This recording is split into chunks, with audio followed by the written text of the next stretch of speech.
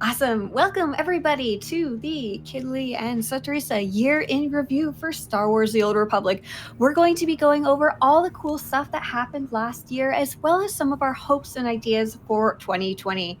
So, Kidley, can you start off by introducing yourself to anyone who may have not met you yet, what you like to do in-game, and what you make as a content creator? Yeah, hi, I'm Kid Lee. I've actually been a SWTOR content creator since before launch. So we just celebrated, what, 8 years or 7 years? I forget off the top of my head. Yeah, 8 years, 8-year anniversary. So yeah, I've been doing this a long time. And yeah, I do a combination of things like as far as the YouTube stuff in particular, a combination of, guides and stuff like that, which you do as well. But yeah, most people, including myself, have sort of transitioned over to Twitch in about the last 12 to 24 months, give or take. And yeah, I've noticed that. I feel like it's going well for you, better than video making. Like, I feel like you've done well on Twitch. Yeah. But nope, just kind of hanging out with everybody, and I love doing Q&A and asking and or answering questions, and it's been a lot of fun.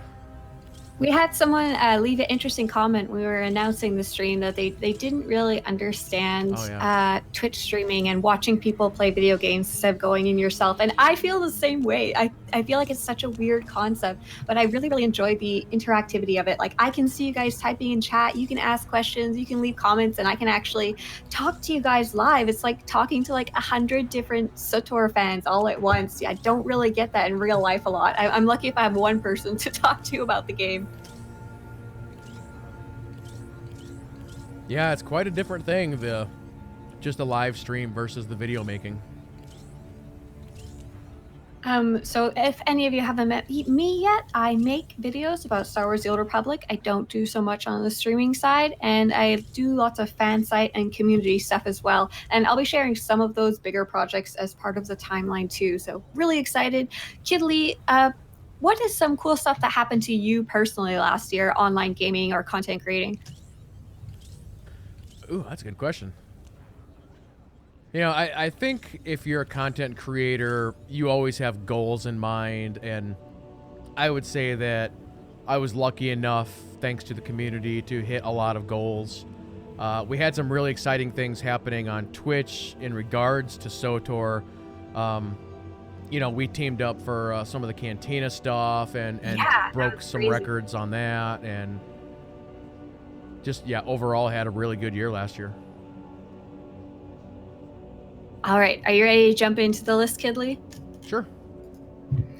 Okay, cool. So we're actually going to go back a little further than 2019 and talk about December 2018. This is because something really exciting for the game happened during that, which has affected the entire year. How long did we not have an expansion? Was it 2 whole years or about 3 years? Yeah, I think it was closer to 3. Closer to 3, yeah. So when people ask, is this game worth trying? Is this worth getting into? People are often asking, is it going to be shut down within the next few months? Like, am I wasting my time playing it? And during that time, as time passed and the years got longer that we didn't have an expansion, the answer to that question kind of started going down. Like, will this shut down soon? We're really not sure. We can't quite tell. It kind of looks like it's heading that way if we haven't had an expansion for 3 years.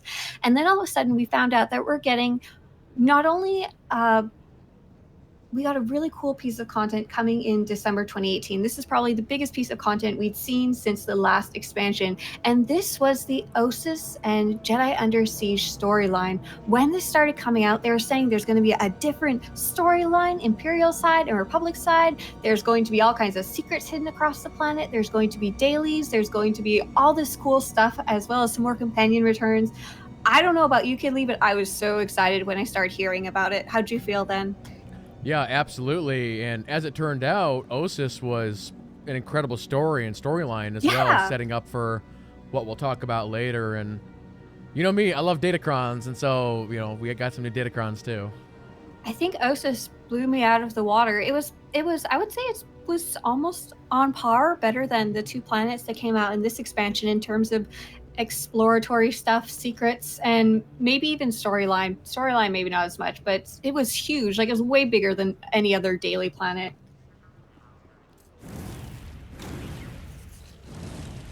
Yeah, and So when that, sorry, go ahead. And I was gonna say, and it had been a while since we had seen a planet like that as well, and I think a lot of people were really happy with it. Mm-hmm. So not only did that come out, it also had 2 different world bosses people could play. The return to the Imperial and Republic storylines, which was a huge boost in the idea that the game would continue, because you don't make 2 whole storylines just to just to stop the story. Master Mode Gods from the Machine came out. That's an operation. Gave a lot of hope, I would assume, to the raiding community, that they were not being totally ignored like they kind of had been in other certain parts of SWTOR history. Tier 5 crafting gear came out, which was pretty interesting. And there was also something kind of cool, but not quite as hopeful as that content coming out. It was around this time that the cartel market kind of started changing gears. Do you remember that, Kid Lead? They started releasing more direct sale armor instead of hiding in the packs, and these armors were really, really beautiful, crisp armors. I don't know if you want to show up the Callous Conqueror from Collections and the Resilient Warden. It was like a switch had flipped. Like someone had decided that, okay, we're going to be totally changing how we handle the cartel market, going away from packs and going towards direct sale, and how they treat it in terms of quality. Like the quality of the armors took a huge jump. Like people would say, oh, all the best armors are on the cartel market. And when this started happening, I would say, yeah, that was 100% true, because both the art, the design, and the quality of the textures, as well as the subtle things like the animations, went through the roof. How do you feel about the fact that they moved towards direct sale instead of just cartel packs with the randomness attached to them? Well, one thing that the BioWare crew is really good at is following trends within the gaming industry, and so there had been basically a switch that got flipped in the gaming industry, moving away from just the loot boxes to doing some different things, and as you said, doing more direct sale. And so they were pretty quick to make that change and to follow the new trend. And like you said, a lot of what they had done was really, really good. You know, I've talked quite a bit about my new favorite armor set, which is a rip-off, or knockoff, I should say, of the Star Wars Rebels Caden Jarrus outfit. Yeah! And I love that one, and Kiddly! it's got some really good detail on it too. Oh, I'm so excited! I watched Rebels! I watched the whole thing! Oh, you like, did? 2 weeks ago, I finished all. It was really good. So I'm no longer in the haven't watched it club. I'm very proud. Sorry, go ahead. Oh, you're gonna show off your armor, I see. Yeah, I was just showing off that armor set for those who haven't seen it. Oh, that looks really nice. You dyed it too. That looks great. So I'm really happy that they started moving towards the direct sale. I actually stopped doing cartel pack opening videos like 2 or 3 years ago, because I felt it was kind of predatory, really kind of preying on the whole gambling aspect, and Yep. I didn't really want to support that. So I have no problem with cosmetics being viable in-game. I think it's another great avenue for game creators to make money. I'm very happy to shell out $20 for a fancy lightsaber or something like that, because it does feel completely optional. And in most games, especially in SWTOR, there's other ways to get it. Like I was a very poor student. One of my fond memories was going to the dollar store and getting declined on my debit card for $1 worth of food. So during that time, I didn't have any money to buy any of these cosmetics, so I could go buy them on the GTN, and that's a totally good avenue for most players if you're willing to grind out the heroics and stuff like that. So I'm happy they're moving towards direct sale. It feels less predatory, and it feels like something I can support a bit more, just as much as I can support go buying a cool jacket at the mall or something like that. Yep. So once we finished up Jedi Under Siege, that gave a lot of hope. Oh, not only that, there was also some cool guild updates during that, which was very interesting. The guild system had kind of been left alone since the launch of the game, except for when they added flagships, which was pretty damn cool, and Conquest too. So there's a new guild progression system. Are you in a guild on this server, Kidley? If you could open that up. I don't know if you are here. Yep. Nice. So we've got this whole progression system. It's very nice that I think they paid some attention to guilds, because being in a guild that you like could probably extend your time in SWTOR by like a year or more that you might have not played if you were flying solo. And so all kinds of cool updates, like things that guilds can work on and upgrade and progress with together. There are some downsides to it, but I think overall, their interest in the guild system and this update was a positive one. Yeah, Oh, I think it's something that people have been wanting for a long time, and I think they're looking to do more with it down the road, and That's funny. I was thinking the exact opposite. I think after that update, they're done. They're like, this is the last guild update you get for the next 10 years. Yeah, I can see them doing a little bit more with it. Because there's other games that out there that have like, guild vendors and stuff like that. So I'm wondering if they're going to maybe do something like that. Could you point out the new heraldry on the screen too? So if you don't happen to be in a guild, they also added something very fun, which is called guild heraldry, where you can really define your guild a little more than you could before, and you can create your own little flag. And not only does this flag represent your guild and show up in the guild panel, it also shows up beside your name. If you've ever seen nameplates of other players and they have a weird little symbol, they might have two. One is a cosmetic flare that you choose personally, and the other might be their guild symbol, which is really cool. Because apart from that nameplate, before they started making all these guild updates, you had no way to share anything about your guild unless you like typed "my guild is the bestest" in chat. Like, you can even link your guild now, and it'll show like what your guild level is, which kind of reflects on your activity. What else does it show? I see there's one in chat if you want to click it to see what's in there. Yeah.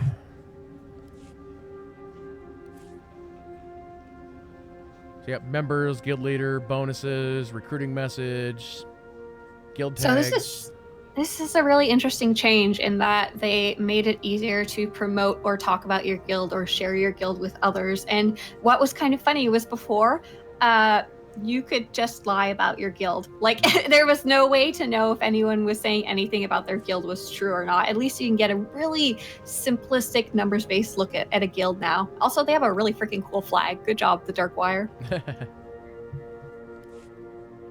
And this is when we start jumping into actual 2019. The first big update that we got in 2019 last year was the Wretched Hive. And this was a new single operations boss called the Geonosian Queen Lair operation boss on Osis. So it was really cool that they went back and added another piece of group content.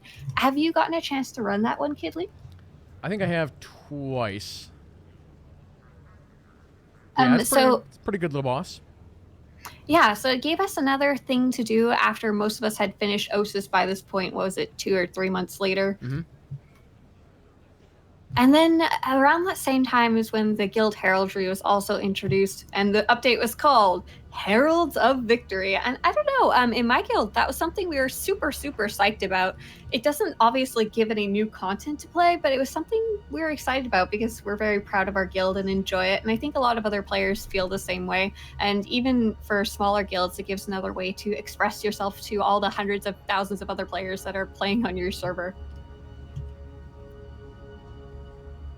Yep, all right. Absolutely. So in April 2019, probably my favorite month of the entire year was Star Wars Celebration. And Star Wars Celebration is a large Star Wars-based convention. And this year, last year, it was happening in Chicago. And something really cool happened. I saw that the event was coming. I thought it'd be really cool to go, and I noticed that they happen to have fan applications available. You could either host a little Star Wars seminar, like collectors would host one talking about a certain collecting theme, stuff like that. There was a music-based panel, but you could also apply for an exhibitor's booth, like a booth on the show floor, and there was fan-based ones. Most of them were collecting-based, like Minnesota Star Wars Collecting Club. But I thought it would be really cool if there was a SWTOR club. And whoa, what happened on your screen, Kidley? Oh, there we go. Awesome. Thanks. So, Kidley, if you, yeah, you can go through all the photos if you want. So, I applied for a fan table and we were actually accepted. So, this was a huge project spread across the entire community, I would guess. Even Kidley was a part of this. We are partnering up with different streamers at the time so we could kind of share the physical convention with those who are across the world, SWTOR fans. And also, we are bringing the community to the event itself. Like, if you can see in the computer screen, there's a bunch of characters showing. We made a montage of like hundreds of different player characters so they'd kind of be there at the event too. And like if you see the taller gentleman there, he's the owner of the lightsaber that the lady in the center is holding. That's Fiona and Decion and Zed. And that's a Satil Shan lightsaber. So we were able to bring different types of props. We brought like hundreds of dollars of giveaways for people that you can see on the table. There's Star Wars The Old Republic buttons. And the SWTOR team actually gave us a developer signed copy of the what's the special box called, Kidley? Yeah, like the collector's edition or special edition. Yeah, there you go. And it was such a cool event. That's when Kidley was mentioning that he actually broke a streaming record. So how did that happen, Kidley? Yeah, so BioWare, this is where they actually announced Onslaught, and we had set up basically a camera there, and we were able to live stream the cantina, which was very cool. Yeah, it was very chaotic. I wish they would stream them officially themselves because it's very difficult to do. But luckily, we got very lucky. We were able to stream the event.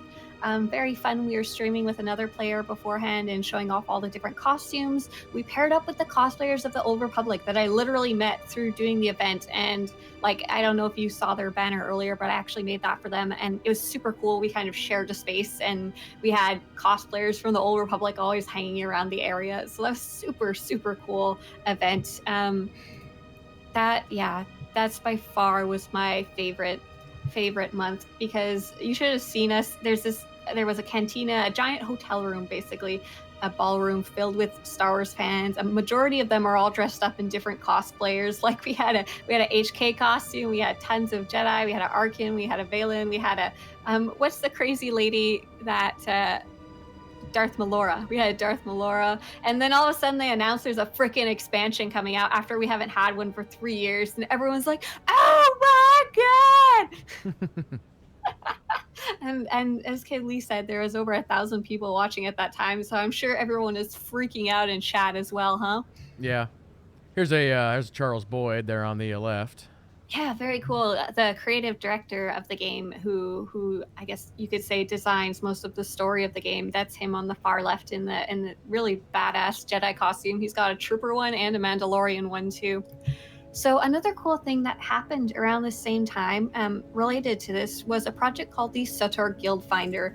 I had been giving feedback when they were adding all this guild stuff that there really needs to be a way to find a guild outside of the game so you can really investigate, search, filter guilds based on what you're looking for, because everyone has a different set of ideals when it comes to finding a guild. For example, if you're a new player, you may not even care what server they're on and you're happy to join a server based on what guilds are there. Or maybe you're looking for hardcore operations, or maybe you're just looking for a social guild with lots of people in it. So we released a new tool called the SWTOR Guild Finder. Kidley, could you pull up the SWTOR Guild Finder on Google for me?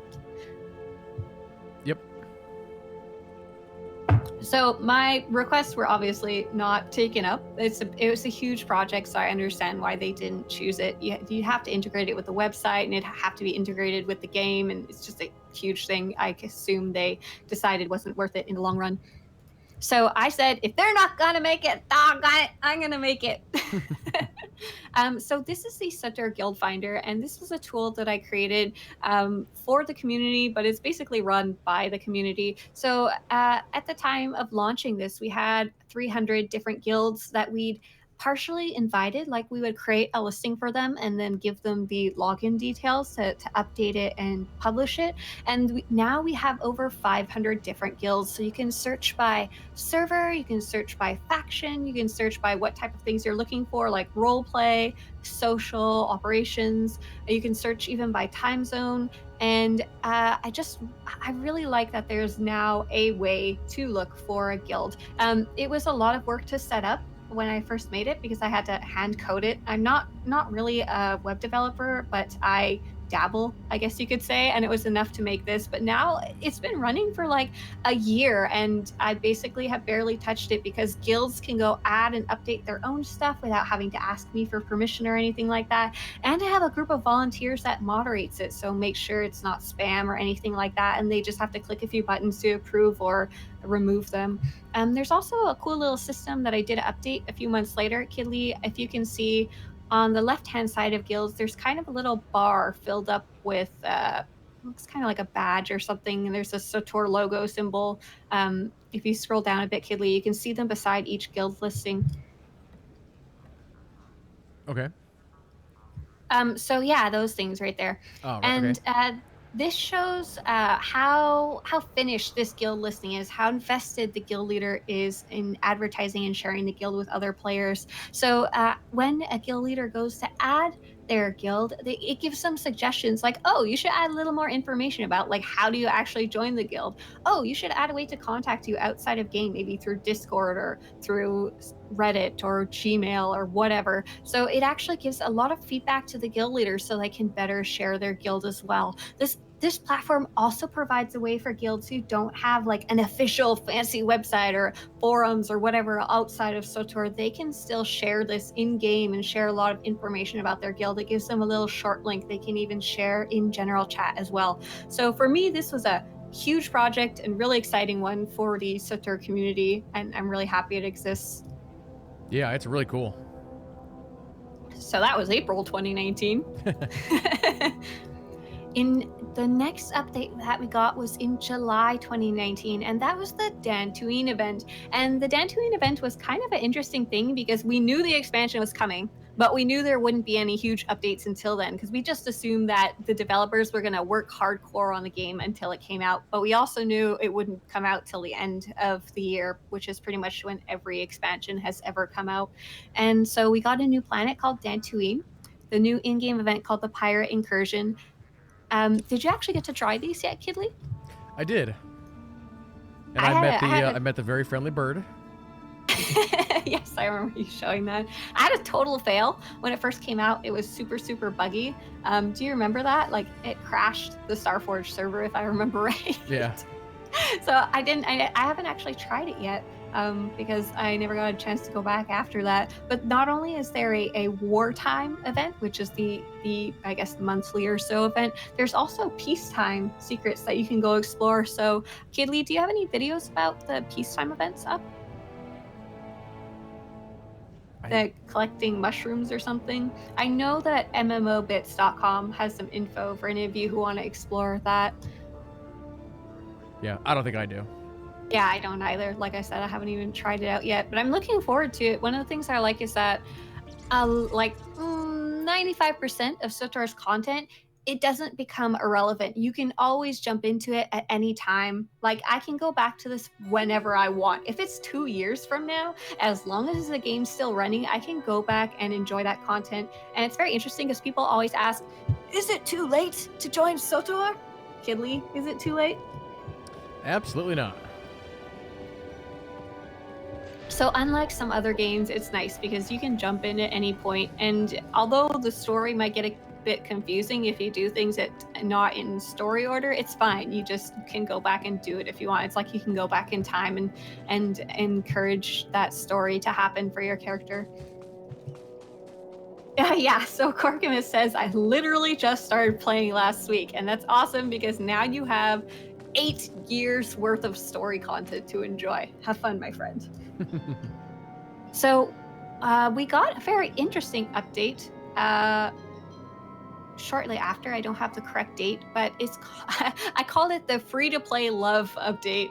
And this is when they started really digging into changing the way the free-to-play system works in Star Wars: The Old Republic. The free-to-play system was introduced about a year after launch because of a decline in the game that happened when players finished all the content that was released. Then they had nothing to do, so they kind of like wandered off and played other games or whatever. So they introduced a free-to-play option to the game, and It was very restrictive.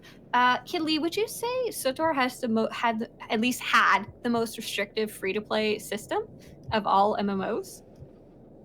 Well, there's a lot of games that have gone through a lot of different systems like it.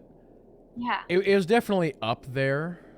Yeah, I don't know if it's the worst, but it was very heavily restricted. Like, compared to, I guess, normal video games, I would say you get a huge amount of content. Like, you get 200 plus hours worth of content easy. Mm-hmm. But the restrictions can sometimes really drive people away. They're like, if they don't stop asking me for money, I'm just gonna leave. So Which I don't think the game ever went too crazy, because there's some games that are always just pushing that kind of stuff in your face, and that's one thing that SWTOR never did. SWTOR also introduced free-to-play, their original system, long before some MMOs even existed. For example, a lot of people say, oh, Guild Wars 2 system's pretty good. And I'm like, hello, Guild Wars 2, the entire game was introduced after SWTOR even launched free-to-play in the first place. So the fact that it was launched such a long time ago also kind of reflects the gaming values of the industry and the consumers at the time. So only now have they started adjusting it. So the first big adjustments were that they raised the credit cap in 2019 to 1 million credits. And this was a very, very cool update, because it had been like that for at least 6 years. It had been such a small amount of credits. Yeah. And so this was supposed to kind of aid free-to-play players with the fact that the inflation of the market has been really big. You can actually buy quite a few things with 1 million credits now, including some in-game unlocks that you didn't have any access to before. So first off, removing that restriction so it can be less annoying for players as they're playing was a really nice update. They also added 2 tiny things that were more hotbars, which is cool, because I noticed that was one of the things people complained about a lot. Like, gosh darn it, this game makes me pay for freaking hotbars. I don't want to play this. Which I think is pretty fair. Restricting hotbars is kind of a weird one. I think they just threw restrictions on anything they could, because they didn't have a lot of other games to model it off of. They kind of had to make it up as they went, because there was really, I can't think of any free-to-play games at the time. So they just put it on everything and see what stuck, basically, and didn't change it till 6 years later. Mm-hmm. And there was other tiny update, unlimited quick travel and unlimited medical probes. So you can always revive in spot when you kill yourself over and over by accident. Kidley, do you remember around that same time there were some mysterious observers showing up on, it was either Odessin or Dantooine. Do you remember that? I heard about that, yeah. So that kind of, that mysterious observers were a hint towards the next piece of content that was coming out. And the next piece of content was Onslaught. So in October 2019, we finally got an expansion. And as we talked about earlier, this was incredibly exciting, because you don't release an expansion in a game that you're gonna shut down anytime soon. That would just be a stupid waste of money. So now pretty much everybody could say the game's gonna last a while. Like, here you go, we just got an expansion. And that's how I feel about right now, where the game is at. Hi, we just got an expansion, we're getting regular content, the developers are excited about the future, so come on in, have fun, enjoy. I don't have to say an awkward conversation of, oh, we haven't had an expansion for 3 years, so I'm not sure if this is a good time. So let's go over how much stuff was released with Onslaught. So basically, they've been saving all their developer power for Onslaught and released just everything at once. So first off, we got 2 new storylines, very separate Republic and Imperial storylines. And this was really exciting, because this started on Osis, but Osis was quite short because it was just meant to be a daily planet.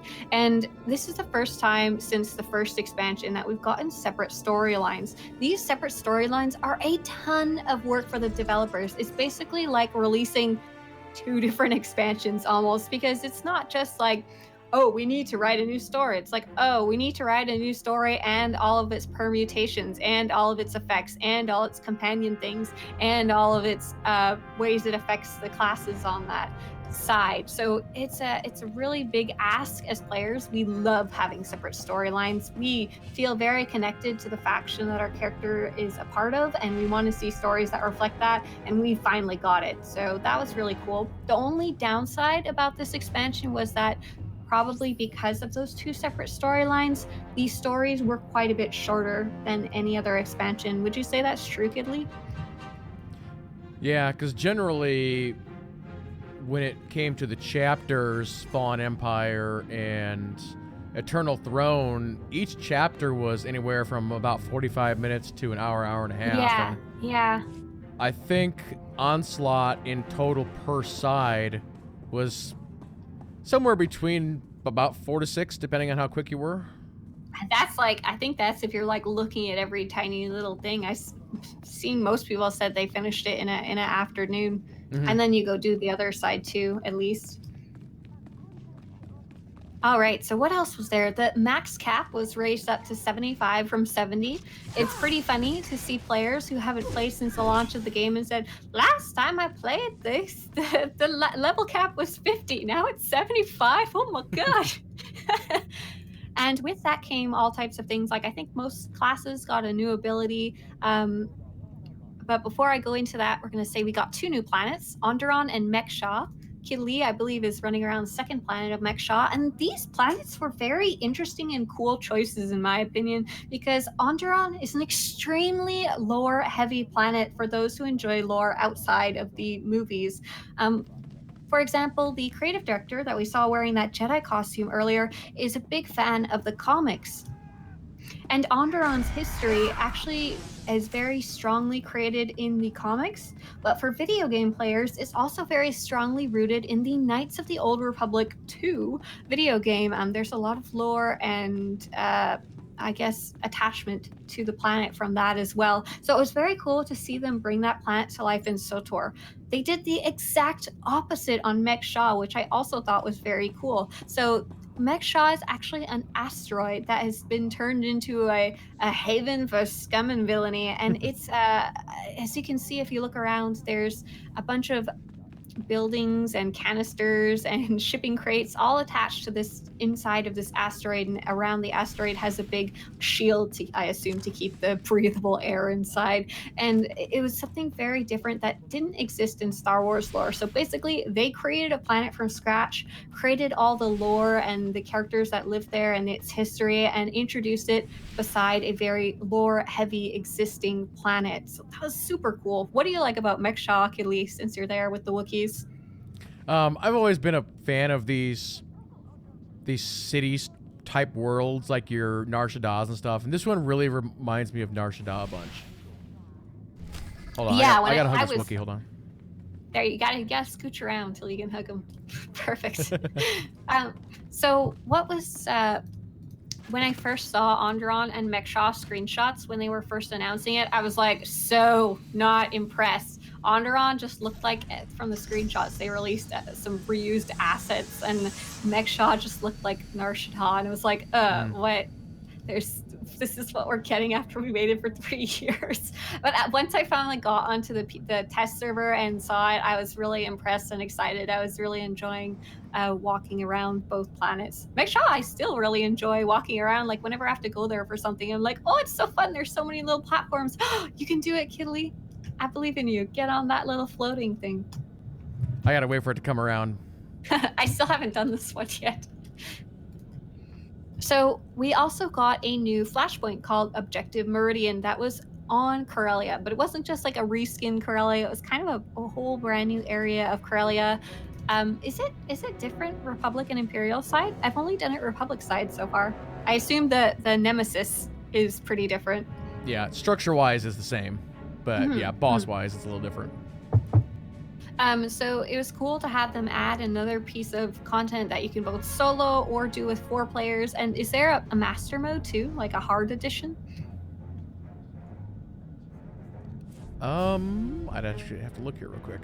Yeah, sorry, I haven't checked out. There is. Yes, awesome. So it's very cool to see them continue the ability for you to do this type of content. If you don't have to do operations, if you don't like the 3-hour long 8 to 16 man things, you can still go in with your group of friends as 4 people and work on this really difficult master mode content, which I think is super cool. And speaking of operations, we also got a new operation called the Nature of Progress that was based on Duxon. For those of you who have been following the legacy of Zerka, the horrible money-based science research team, they are once again bringing their chaos to another planet, and I believe they're trying to make tech-based crazy monster weapons. Yeah? As they do, yep. And I haven't tried this one yet. I'm super looking forward to playing it eventually. Just my schedule doesn't allow raiding right now. Oh, sorry, Kidley. It's all right. Have you tried the Circa operation yet? I have run it once. And what did you think of it? I've heard from other players that they really enjoyed the new mechanics that were available. Like, it's very different.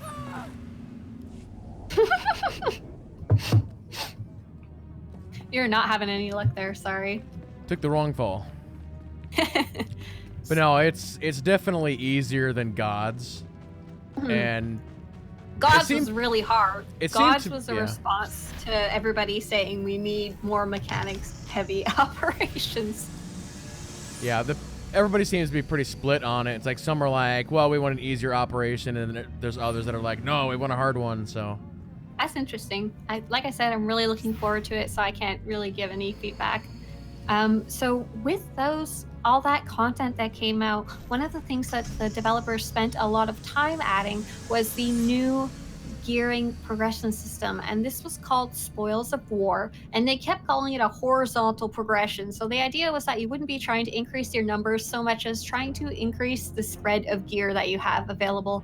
And now the current item rating max is 306, so you're aiming for 306 armor, and you start off with a free 268 set from Osis. What was it in the last expansion? Was it 242 the best one, or 258? Oh, nice!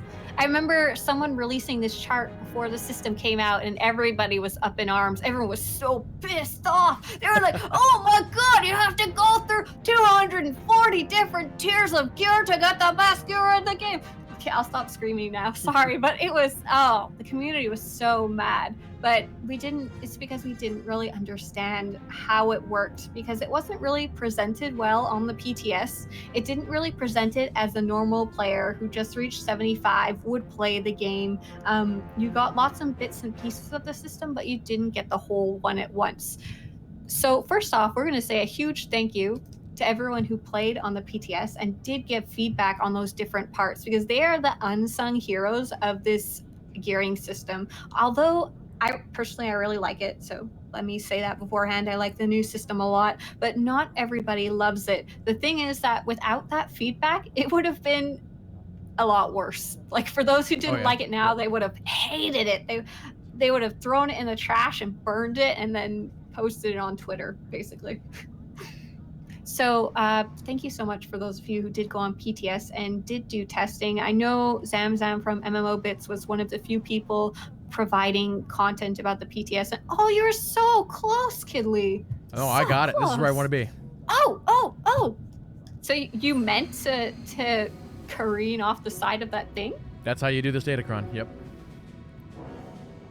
Well, I was planning to just jump on it and fly around on it, so I think I was on the wrong track. So another interesting change to gearing is their renown system. In the last expansion, they introduced a gearing system called Galactic Command, and this was the worst system ever introduced to the entire game. Everybody hated it.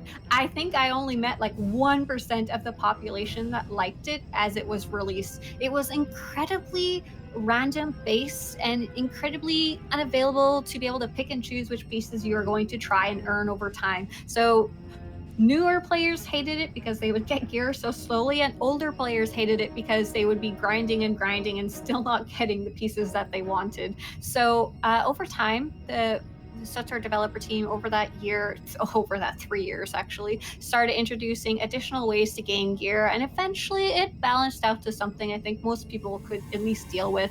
Personally, I liked it by that time. But there was a system called the actual Galactic Command system within the game, where you would get a random piece of gear whenever you got so much XP after max level. And that system did carry over to this expansion. It's now called Renown. Mm-hmm. And one thing that players were a little cranky about was that your Galactic Command level was reset back to 0. So in the new expansion, you started with Renown level 0. This was because of an interesting change where all Renown ranks literally don't mean anything. You just level up. It takes the same amount to level up each time. You get the same reward each time. So it was an interesting change. Like, was that something that bothered you to have it all reset, or did you not care?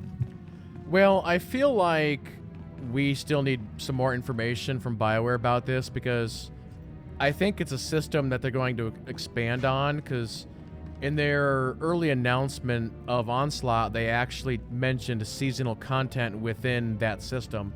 Yeah, and that's something they just haven't put in yet. So what's interesting is this Renown system in the current environment of this expansion is probably like 8th on the list of the ways you get gear. Like, it's so down there. Is like, I consider it just a bonus extra way to get gear every once in a while. Like, I don't even think about it at all. I'm like, oh, hey, look, an extra crate. That's nice. So we don't know what's coming up in the future. Yeah, like Kidley said, they were originally announcing that this system, they were mainly creating it so that they could build upon the system and not have to redo the gearing system every time there's an update, which is kind of what they were doing before, and it was super awkward. What do you think? Do you think we're going to start getting a new tier of gear or new types of gear anytime soon? Because they've already actually started introducing new sets of gear. We've seen a few new set bonus and a few new tacticals since the Onslaught launch. I know I got a new one available as a Trooper Vanguard.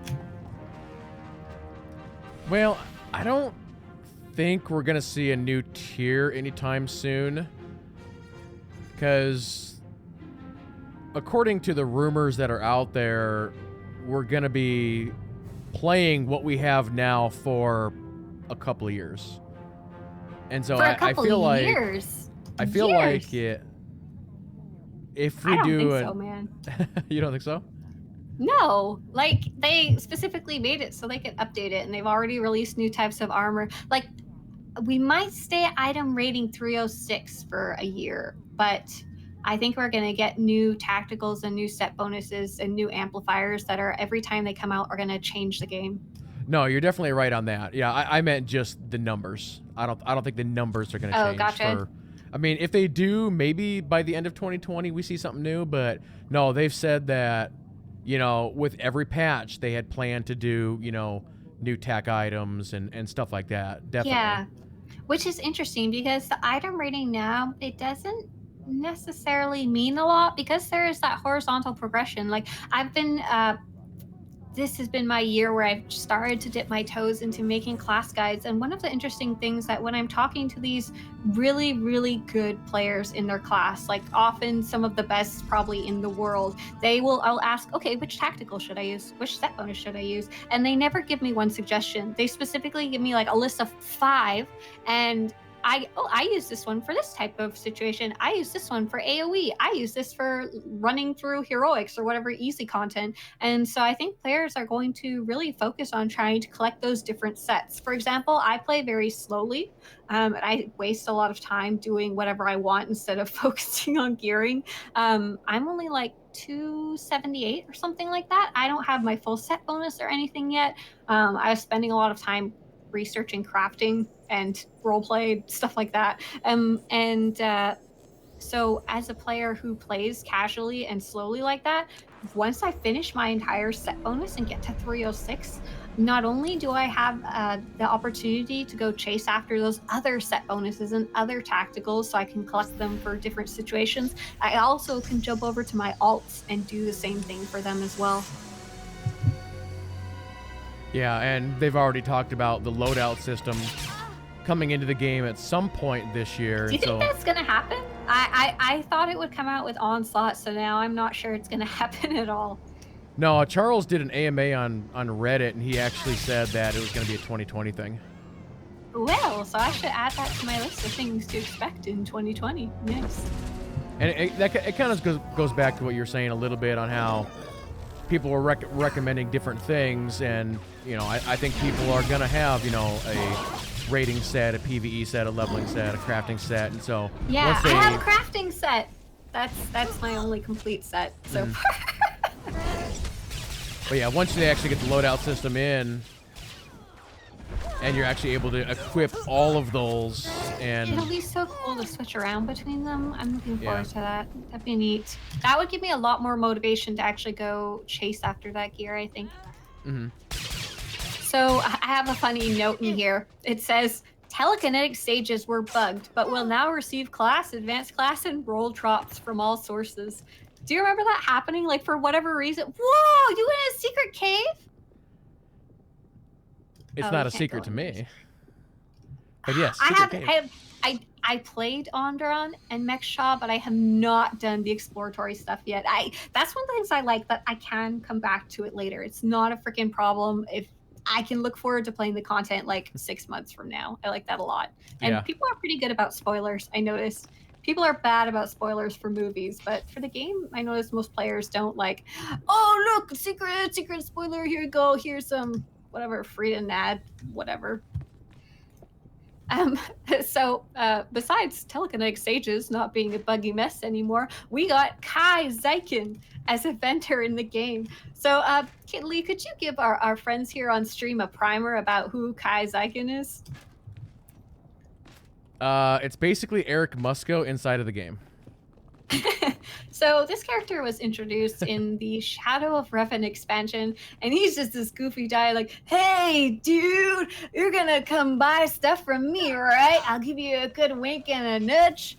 And somewhere along the way, someone said this character was basically the community manager in real life, but in game. So they've been using this character as kind of a meme, I guess you could say, in a game for the last 3 years or so. Like, there's this really funny GIF that they posted on Twitter where it's a zoomed out image of Drummond Koss, and then they zoom in for like 6 years, like it's just zooming and zooming and zooming and zooming, and then it's Kai Eicken posing like a strong man at the end, like. But so Kai Eicken is this new vendor that they introduced that will sell pieces of gear, but what he sells is only available on the weekend, and it's a random assortment of what's available. So it might be useful to you, might not be useful at all. So this is the first time, no, not the first time, but many other games have daily rewards or reasons to log in every day. SWTOR right now has Conquest, which is a reason to log in weekly, but it requires a lot of work. So like on weeks where I know I'm not going to be playing a lot, I don't even bother thinking about it. But this vendor was the first time to go and check out the vendor and log in real quick to see if there's something that you need, which is very interesting. And do you think they'll ever start checking out more daily rewards or weekly rewards in the game, Kidley? Maybe, but that can also go back to the potential of seasonal content as well with with the renown system, because I think that's initially what their idea was. Now, whether or not they actually carry through with it, I don't know. And for those who maybe don't know what I'm talking about, there's a bunch of other games out there that do this seasonal content, everything from Fortnite to Dauntless, whether it's an RPG type game or a battle royale.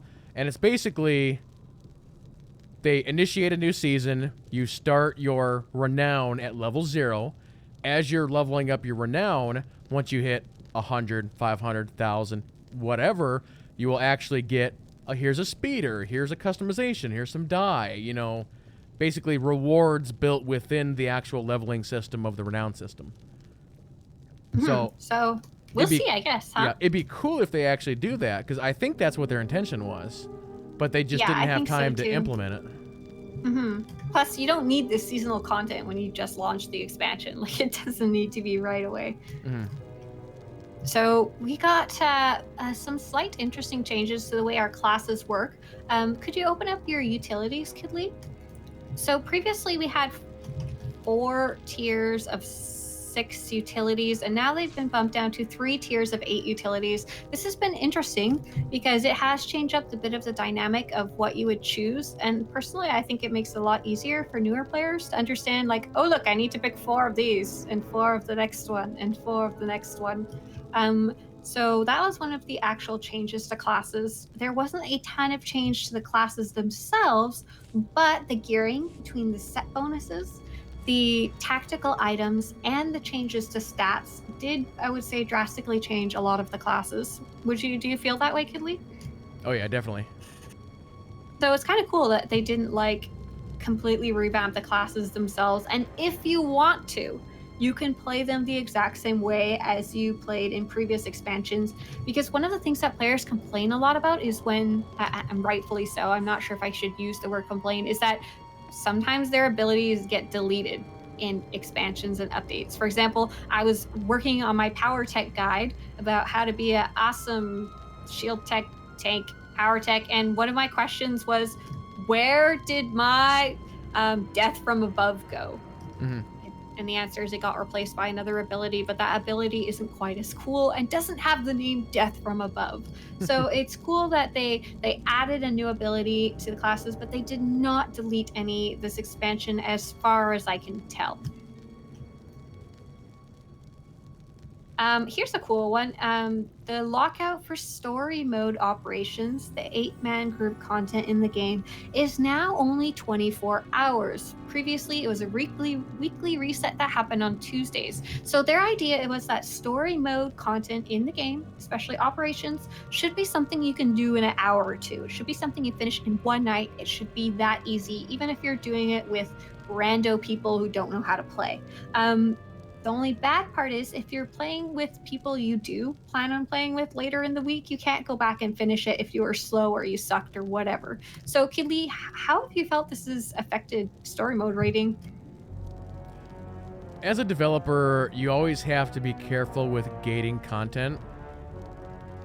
I feel like whenever you have a game like this, especially if people are paying a monthly fee for it, you need to let people just do what they want to do. You know, whenever you restrict them or hold them back, it can be an issue. So I think this is a positive change. It's very interesting. If people want to grind faster, let them grind faster.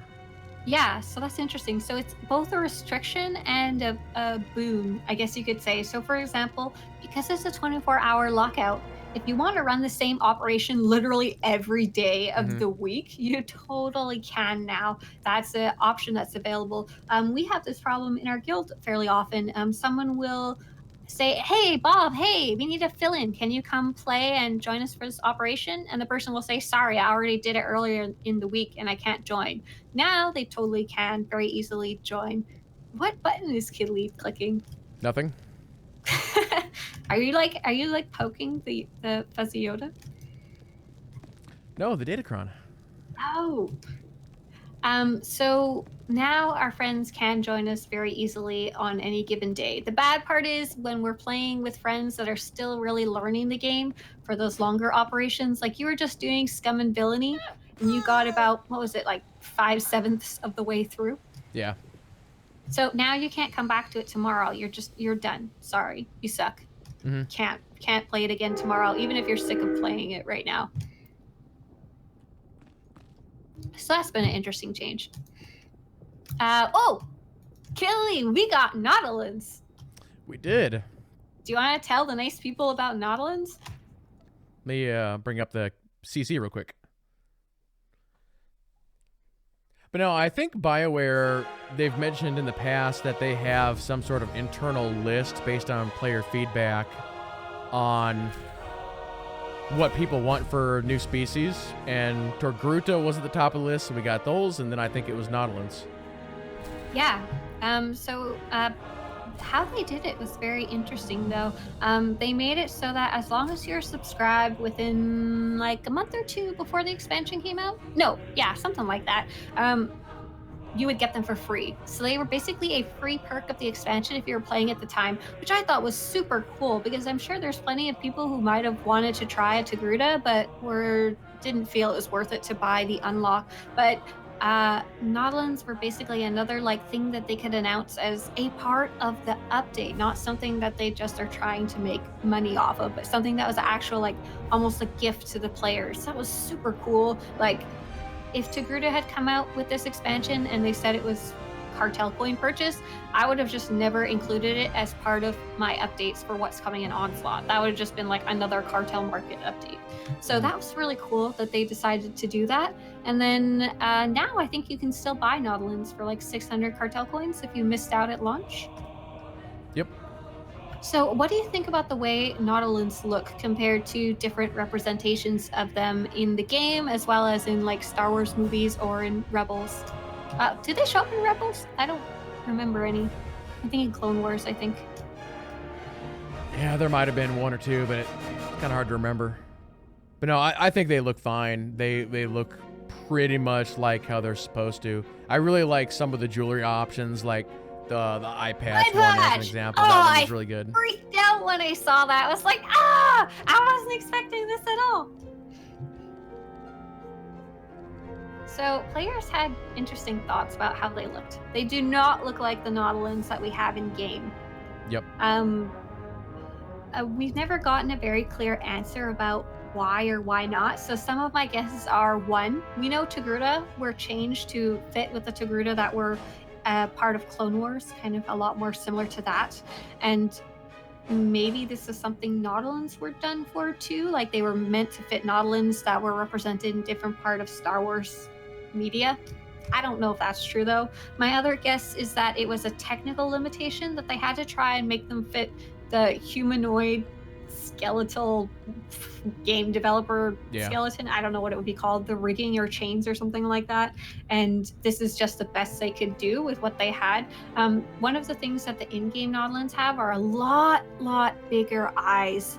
And even now, every once in a while, you'll equip a Nautilin unfriendly item, like something that will have, what's the one that I think it's called Dynamic Brawler, and when you equip it, it makes like a sparkle in your eye when you take out your weapon, something like that.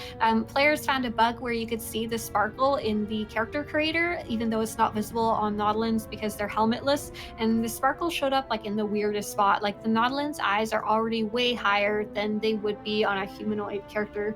So my guess is that's the rigging. I really wish they'd released a little more explanation about it, because it was something a lot of players brought up, like, why don't they look like the Nautilin I like in game? Mm-hmm.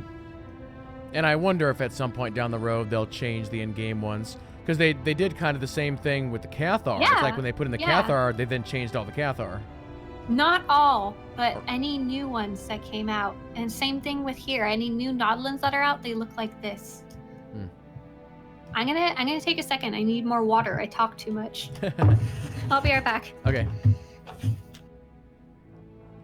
No, I had thought that when they changed the Cathar, they had changed all of them, but maybe they didn't.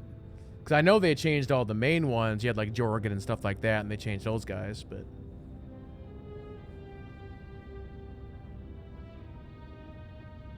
how do you get the cool borders around your character portraits? Let me jump back here real quick and I'll show you.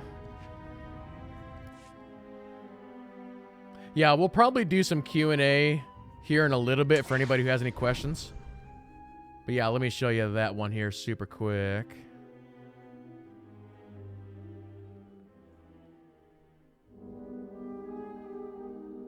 I personally don't like the Cathar. I'll just never make one. Kidley, I'm back. I'm gonna do a plug. Are you ready? Give me 1 second. So to answer your question in chat, what you'll do is you'll hit C to bring up your character sheet. Then you'll notice there's this little like metal icon up here, and you can see where it says select title. So you click on that, and then you're looking for character flare. And depending on how many you have, this is the option. And there's actually some codes out there that will give you some free character flares if you're looking for those. Otherwise, there's other ones that are on the cartel market. Sorry, go ahead. Here's my plug. So if you're enjoying these types of conversations and like being able to watch live SWTOR talk, I don't really stream a lot, if at all, because I like to focus on videos, but I would recommend to sub to Kid Lee. So Kid Lee, how do you follow this channel so people can know next time you go live to play SWTOR? Yeah, whether you're on the desktop or phone app, all the way up in the upper right is where you can follow any channel on Twitch. And we definitely do appreciate that. That's right. You follow Kid Lee. Do it. Do it. Do it. And that's Is that another your way emperor? to show. Do it. No, that was a horrible emperor. I should be fired. And so that's another way to show support for the streams that I do with Kid Lee. Because like I said, I like doing them with Kid Lee because he does all the technical stuff and carries most of the weight, and I can just show up and have fun with you guys. So please follow him for saying thank you. So here's the free stuff. Let's see if I can post it in chat. Yay, it worked. So these are some free codes. If some of them don't work, please tell me which ones don't work. We started getting some reports in 2020 that some of the, I think, Star Wars Celebration ones have stopped working, but I haven't confirmed it yet or not. So let me know. Yeah, I'm actually trying to look up here on my YouTube here real quick. I know there was somebody who just made a comment about some ones that are working. Let me find that super quick here.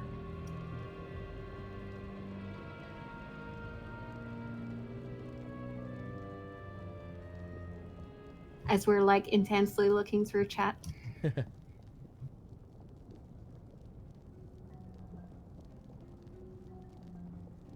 So as of a few days ago, these ones also work. Let's see, were those in the list that you had? Yeah, They 17, should be, yeah. 16. I just haven't taken off the ones that don't work yet because I'm waiting for more reports. Because sometimes people report they're not working, but it's just because they're dumb or they already used them or whatever. Yeah.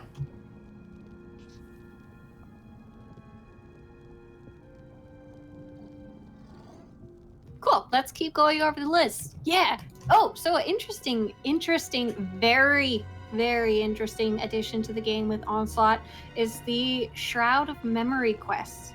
So this was a quest to re-recruit. I'm gonna get the wrong HK. Was it HK 55? The yellow one from Kotfi? See, I can cheat and I can look here super quick. Nice, Yeah, 55. thanks. So, what was interesting is this was a very exclusive reward. And Zoom, And Zoom, yeah. So it was released for players who subscribed for 6 months straight during a very content dry period of the game. I actually did not get this reward because I had unsubbed because I was so unhappy with the direction of the game that I was like, I'm going to vote with my wallet and I'm just going to go preferred. Suck it, Bioware.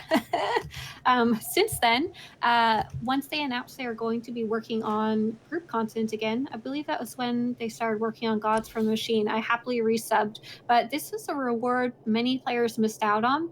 Maybe because they weren't playing as much because the content was very low at the time that was coming out, or maybe they just didn't want to subscribe for 6 months straight. That's a pretty heavy money commitment, I would say, for most people, especially because most players play very casually.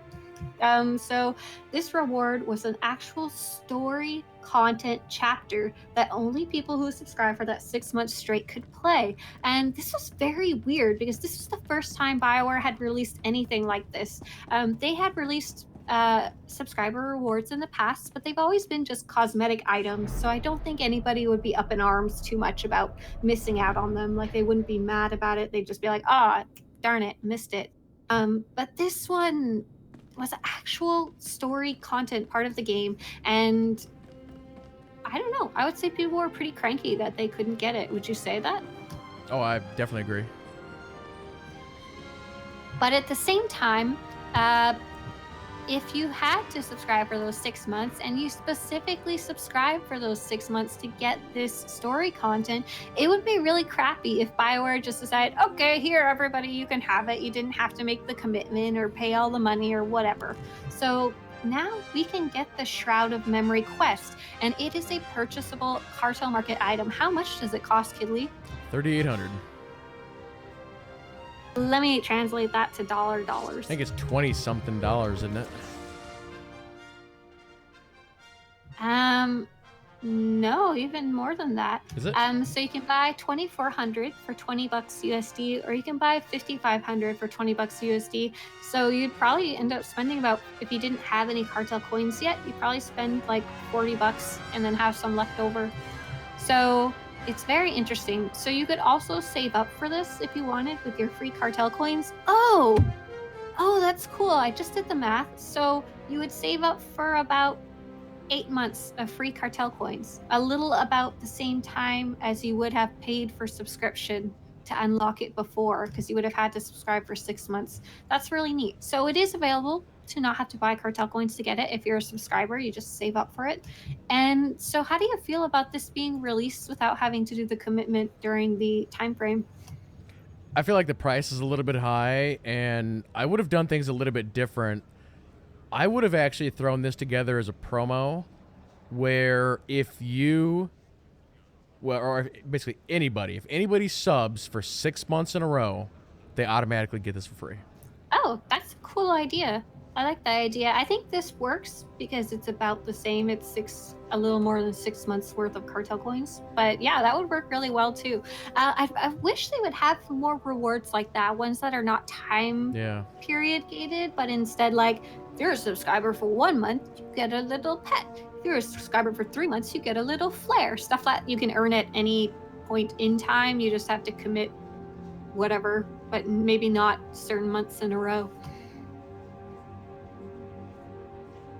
But yeah, I was happy this came out because I missed it, and I think it's good that the price is high so it doesn't piss off people who did commit in the past, because I really like exclusive content that you have to get during a certain time. Makes you feel special, gives you a reason to log into game, and but I also want to get stuff that I didn't get in the past. Yeah, and that's totally understandable.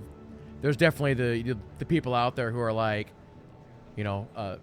an award or reward comes out and they're like, I was there, I did the thing, I earned it, and nobody should ever be allowed to do it again. Yeah. Do you remember the Dark versus Light event with Master Ranos?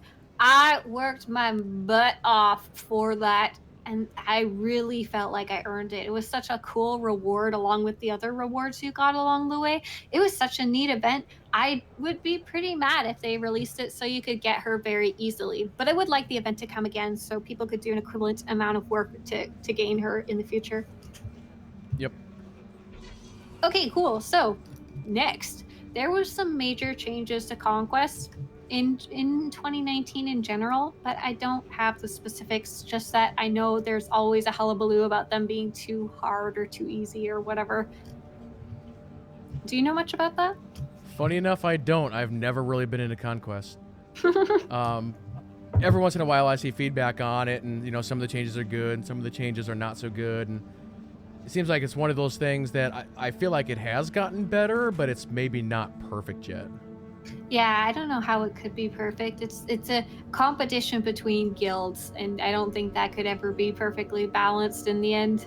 Mm-hmm. So anyways, if you're interested, there's lots of guides. I know Volk.com has a full Conquest guide. I think that's the one I usually recommend because he keeps it pretty up to date. So if you want to check that out, go ahead. And that's VULKK.com. Yep. Next up, there was some major changes to crafting, and I can actually tell you all about this because there were no guides about crafting for level 75, so I had to make one. So one of the big changes was that for experienced crafters, you will have to pay 500,000 credits to be able to reach the new max level of crafting for each of your crew skills. So not like you can't pay to go from 600 to 700 level crafting, but you have to pay to even get to be able to have the opportunity to craft at that level. So if you have 1 crafting skill and 2 gathering skills, it's going to cost you 1.5 million credits before you even start crafting for level 75. So what they were doing with this expansion was to create many different credit sinks. This is only one of many of them, but it's not friendly to players who are just starting crafting because people don't understand how easy it is to make credits when they're newer to the game. They're like, oh my god, 1.5 million credits, that's more than I've ever had in the lifetime of my account. Do you have any thoughts on the credit inflation, Kidley? There was think Kidley definitely a died. lot of credits out there. And between the crafting stuff and some of the other stuff that they're doing with the gearing system, I feel like some credit sinks were needed.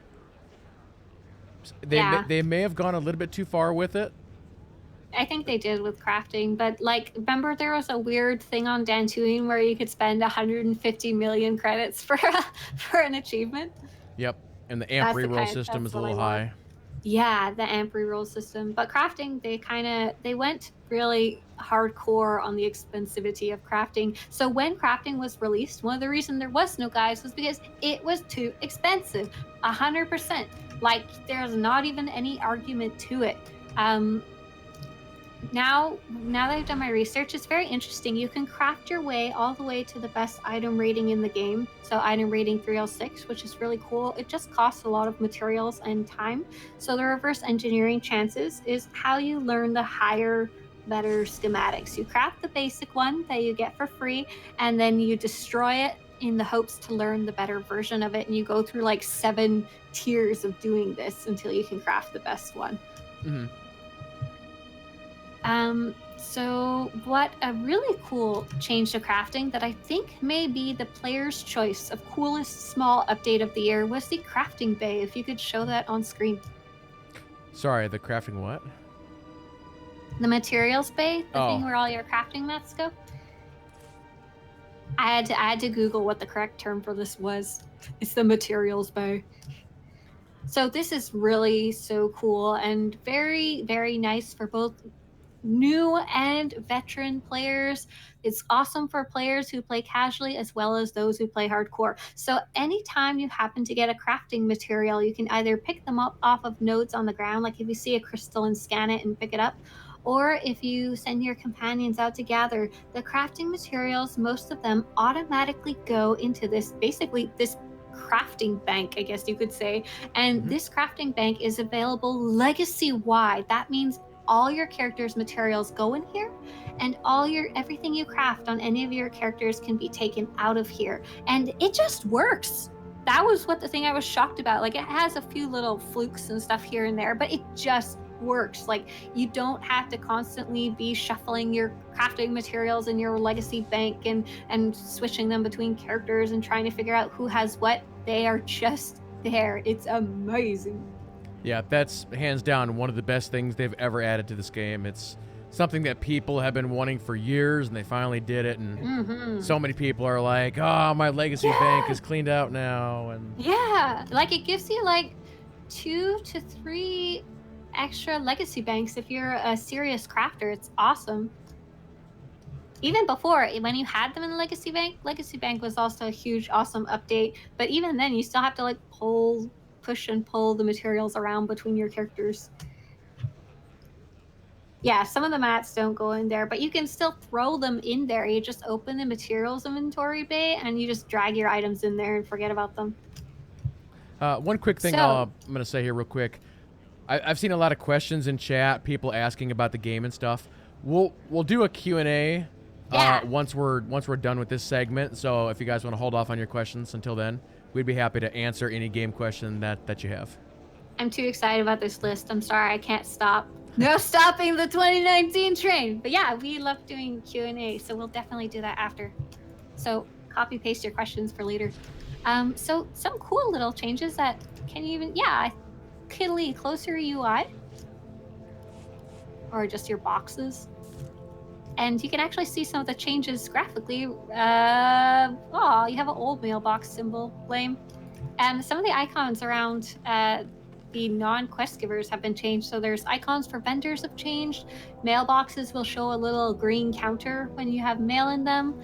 Storage icons got changed. Taxis and crew skills got changed. And some mission icons, I think. See if you can find Swtorista, this is the Republic fleet. They're a little behind on their changes sometimes. Their technology sucks. But another thing you may notice, I don't know if you can see it because of the compression of the streaming, but there was some major lighting changes to the fleet that are cool. If Kidley goes under a street lamp, he can probably see it. which is kind of neat to have graphical changes on this basically staple area that everyone visits every day. The Republic fleet is really ugly, but this made it slightly less ugly. Trying to find the God Rays.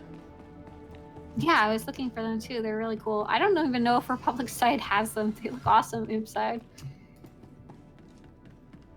Here we go.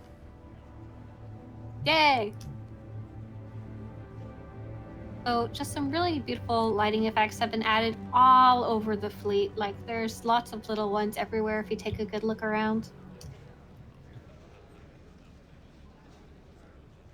So also on the fleet was some nice new little additions is that there's crafting bays galore. So there's 3 types of crafting. I'm stuck on crafting. I'm sorry, Kidley. There's 3 different type of banks where you can store items in the game. There's the personal bank where you can store anything for your character. There's the legacy bank, which can be any items that are not bound to your character, like legacy bound items or things that aren't bound at all, like crafting items that can be shared between your characters. And lastly, there is the guild banks, which is items that you share with your guild.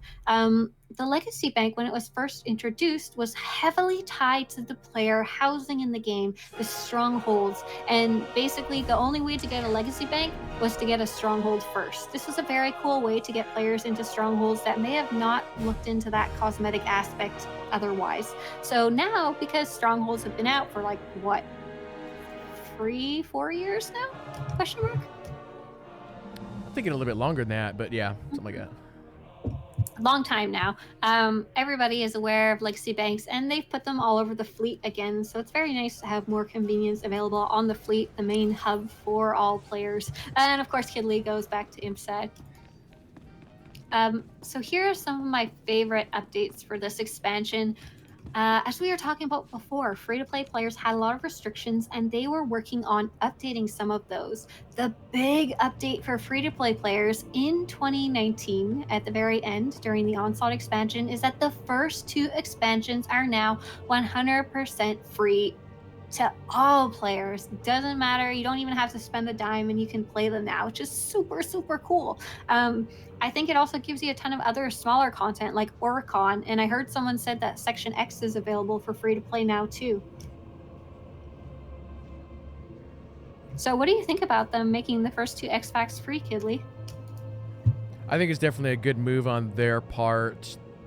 As we've been kind of talking over about the last half hour or so, they continue to loosen up more and more and more on their free-to-play restrictions, and it's going to be interesting to see how much further they go on that. I know there's some people out there who think that they should take this game to a straight-up buy-to-play model like some of their competitors, where basically you throw $20 at it and you get everything. Personally, then, I like the subscribe 1 month to unlock the expansions. How do you think about that? Well, really, it wouldn't be too different. I mean, it's fine the way it is, but if you're going with the other method as well, so again, you throw $20 at the game, you get everything, and then every time they have an expansion come out, you have to then buy the expansion. Again, $19.99. That's real similar to a sub. Yeah, I'm very curious about their numbers, because when they first started the game, you had to be subscribed and buy the expansions separately. And then they later changed it with the Knights of the Fallen Empire. You just had to be subscribed to unlock it and play the chapters. So I'm curious what their numbers were for those, because I feel like they've been switching around a lot with their business models. Mm-hmm. And there was some other nice updates apart from them getting the new expansions. They can now reach level 60, up from level 50. They can also play more war zones per week, so they can play 10 now instead of 5, 10 flashpoints per week to get their rewards, up from 3, and they can now play 10 solo space missions, up from 5. So this has been the year of free-to-play love, basically. Absolutely.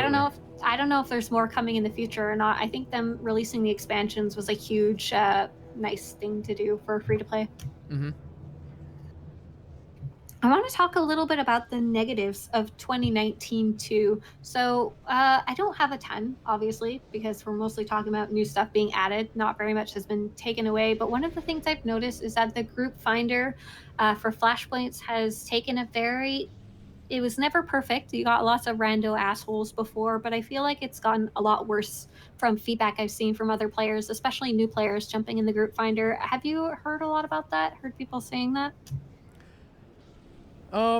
Not really, except for a good, great example would be when we tried to get that raid together this morning and we were having problems with the group finder. So there's like that going on, but Like as far the technical group finder or the people that you're playing with? it was a little bit of both.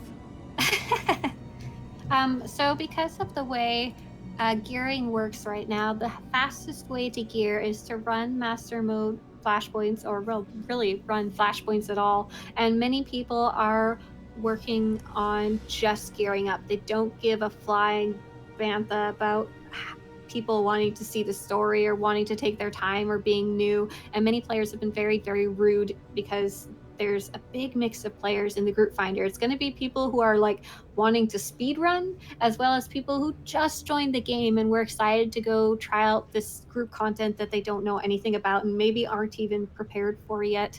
So my negative for 2019 is that the group finder doesn't provide any type of mechanic to pair up players based on what their goals are, whether it's a speed run with spacebar, spacebar, spacebar, or if you want to meet new players and try new things and take as long as you need. Yeah, and through the evolution of the game, we've definitely seen some different versions of the group finder. Mm-hmm. I think some of the previous versions were maybe a little bit better. But yeah, it'd be My neat if they would really expand out on it and add more options and stuff like that.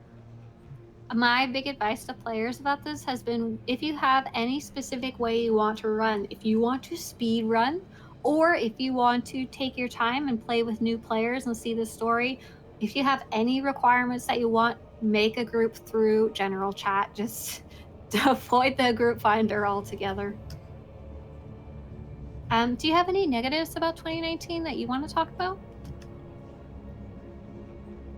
The funny enough, the thing that just popped in my head is actually something that somebody just said in chat, and I really wish that BioWare would do something about the general chat.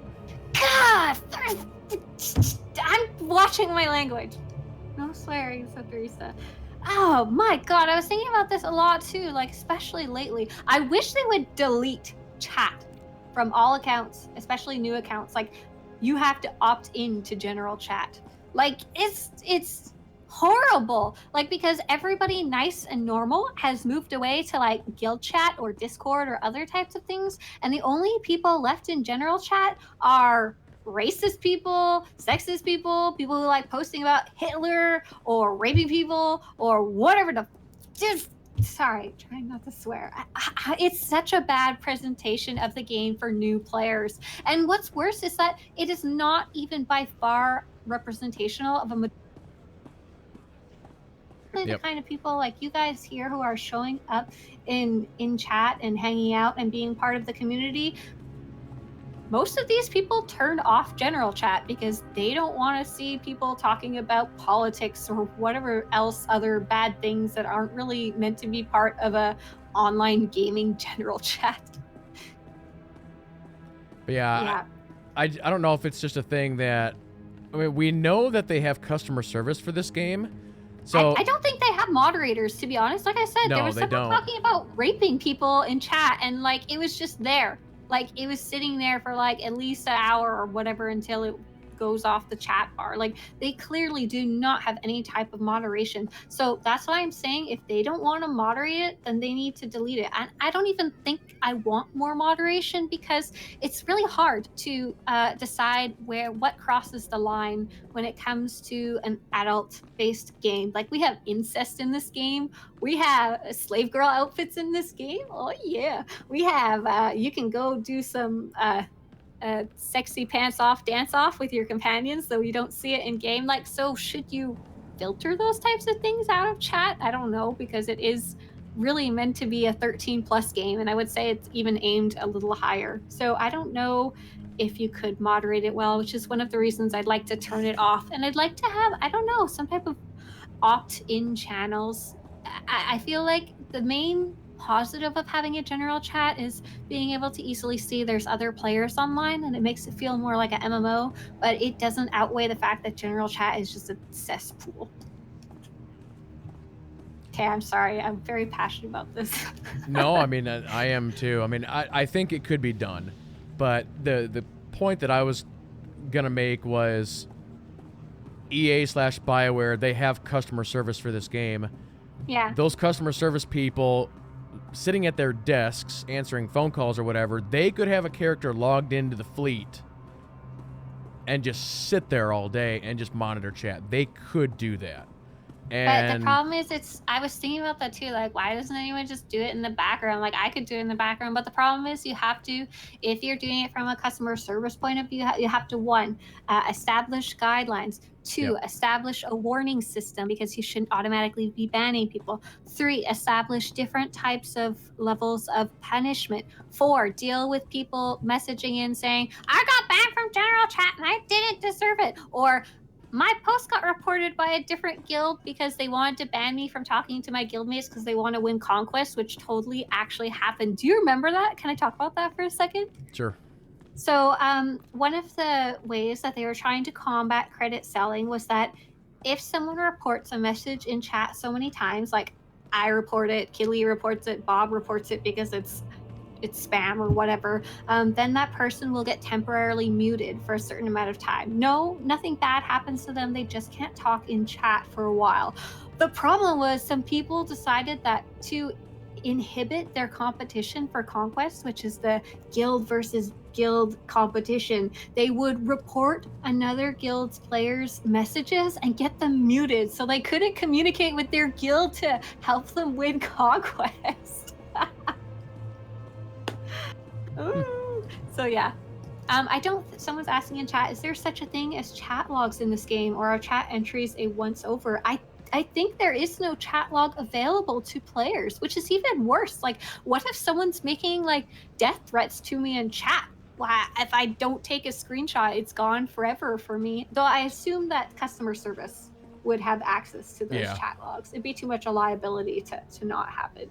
But it's kind of bad that you don't have it yourself too. Oh, okay. Anyways, so yeah, that's what I think about that. I mean, the last thing I want to say on it is I agree with everything you said. They would have to come up with a system and a process and all that. And an insta-ban is something that would never happen, but an instant 24-hour timeout is something they could easily do, and it would only be for the general chats. You know, they can still message, they can still do guild chats and all that, but I would honestly be totally okay with that. It's you're talking about Hitler. Instant gen chat ban. You know, it's like you're mouthing off, just boom, instant 24 hours. And if you get too many of those, then you are banned. It's kind of interesting. I think chat. Other games do have volunteer moderators. Don't quote me on this. I don't know a lot about it. I think WoW does, right? And they're called Game Masters or something like that. I forget. I don't know if they still have that. Yeah, they used to. I don't know if they do anymore. But at the same time, you still have to like establish those guidelines. And what if I'm talking about the sexy incest imperial story, mommy son wow chicka wow wow time? That would be, I would say, is pretty inappropriate for general chat with 13-year-olds in it, but it's part of the game. And like things like talking about Hitler and stuff like that, obviously not really appropriate for a game's general chat, but a lot of those themes are heavily explored in the imperial storylines. Like slavery is a huge part of imperial storylines, so it'd be really difficult to set those guidelines. Like they have, I would say, pretty clear guidelines about harassing specific players. They aren't always on top of dealing with it, but if someone's harassing you or bothering you, there's no line to cross. Like they will cut them off the second they start doing that to you if you report it and actually keep following up yourself. Mm-hmm. I know this because we've had to deal with it with some of our poor guildmates. People would be not leaving them alone.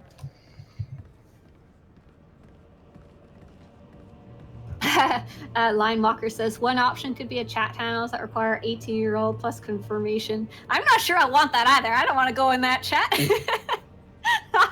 Opt out for me. So yeah, and Corcumus is saying all large MMO chats have the same issues. Yeah, so I don't know what the solution is, but that's why I say right now my biggest suggestion would be just turn it off. Just done. Or maybe turn it on but only allow preset messages like Rocket League or something like that. Yeah.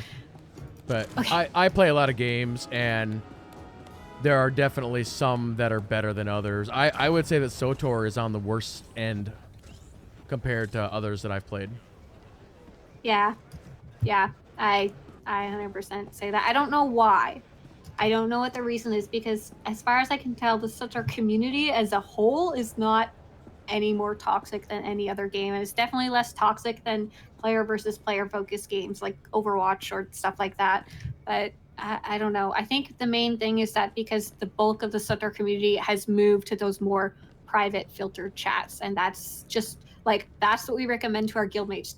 Every time someone says in guild chat, look at the stupid thing they're saying in general chat, everyone's like, I turn general chat off. You should turn general chat off. We turn general chat off. So it's just a perpetuating thing because normal people are no longer in there.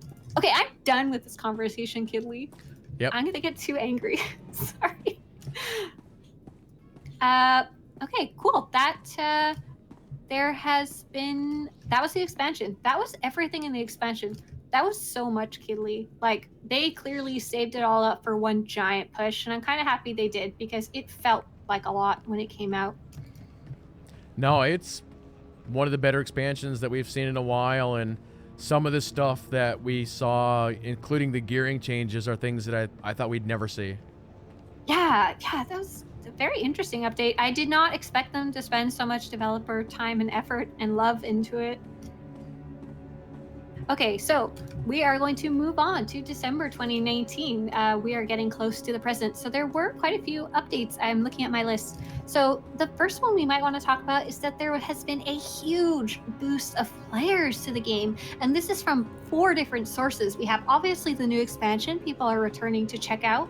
We've got people finishing up the Fallen Order video game and want some more Star Wars in their life.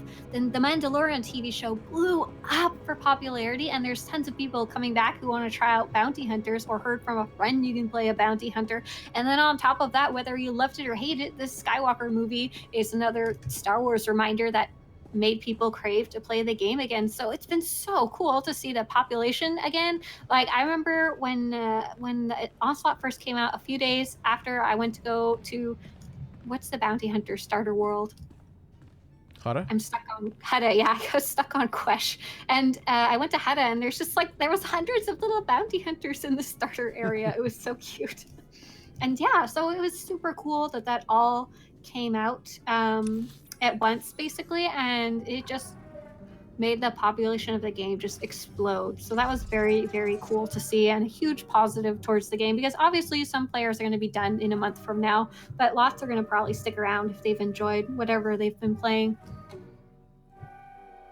Yeah, I actually put out a tweet on this, I think yesterday, that I'd love to see BioWare's numbers on how many new bounty hunters have been created in the last 2 weeks. I would love to too. How many non-lins and how many bounty hunters? So during December, we did get some actual updates. So there are some new missions on the Mech Shaw planet. It says the Mech Shaw Trade House is looking for assistance acquiring goods from across the galaxy in a new series of daily quests available after completing the Mech Shaw storyline. I haven't even checked that out yet. Have you done that yet?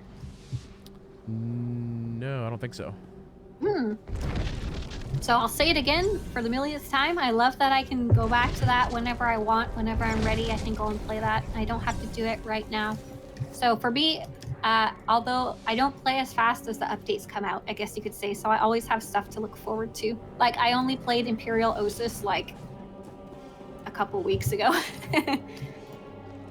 So we were talking a lot about the possible punishments for dealing with chat, but BioWare has actually been looking into possible punishments for players who cheat in PvP. So Star Wars The Old Republic has ranked PvP seasons. This means that you compete in player versus player content, and if you do really well, you get to be on a leaderboard and you get some special rewards, and you obviously get lots of bragging rights, which is probably the biggest reward of all. And but there's a lot of people who cheat. So there's some people who cheat by taking advantage of technical problems in the game. There's others who cheat by taking advantage of the group finder to kind of rig matches. Like, for example, one team is meant to win and one team is meant to lose, and you specifically queue up to make that happen. There's things like joining a group and specifically leaving it to make them lose. There's all kinds of things you can do, and probably way more that I don't even know about, to cheat the ranked season and try and either win or get someone else to win, or get someone else to lose if you don't like them. So for December, it was ranked PvP Season 12 finally was released, and the Season 11 rewards were sent out. So here's some of the interesting changes that they're making to the penalties for cheating. So here's the first one. Players who decline a queue pop or who leave a match early for ranked war zones will now be unable to queue again for 15 minutes. So obviously you could just leave a match because, oh shoot, my doorbell rang, I gotta go. My pizza's here. My dog barfed on the floor, whatever. And then, of course, you can leave just to screw up a match for whatever reason. Or you can inadvertently screw over your teammates if you're like, oh, I don't want to play against these or with these guys again, and leave. And then they're short a person and automatically lose or whatever. So that's cool that they're introducing some additional punishments for that, I guess. Another one is increase the rating penalty received for declining a ranked PvP queue or leaving a match early to 25 rating, up from 15. I don't know much about the numbers, but they're clearly looking into it, which is cool. Another interesting one was they did a report on the forums that said during Season 11, we took action against a total of 163 accounts for cheating, hacking, win trading, or exploiting in PvP, including 18 permanent account bans. I think this is the first year or so that they've actually started releasing like hard numbers of what they did and didn't do. I remember when they first started, they said something like, we took action against 14 accounts, and I was like, what? Really? That's it? That's all you did? But I mean, they're clearly building on it, and they're also building on the systems that they're using to deal with these issues. SWTOR says 25 rating is significant. That's less than you gain for a win. Oh, sorry, more than you gain for a win. So it's one good match's worth that you would lose for declining. Another thing is that very, very interesting to me is that this was also posted on the forums by the developers. Starting with this season, we will also have the ability to remove cheating players from the ranked PvP environment altogether. So in addition to all our previous actions, if an account is caught win trading, cheating, or exploiting in PvP, they will be removed from and unable to queue, join, or play ranked PvP for the rest of the season. If an account continues to be disruptive and problematic in other areas of the game, we absolutely reserve the right to permanently ban those accounts, and we will do so if we feel it's warranted. So BioWare has a very interesting stance on when it comes to players cheating in PvP. For some reason, they consider it very lax. Like, it's not a huge issue. They kind of just like giggle about it. Like, they understand that it negatively affects other players, and they don't want that to happen, but they don't like, oh, I hate those cheaters. They're ruining our game. They should all burn in a fire.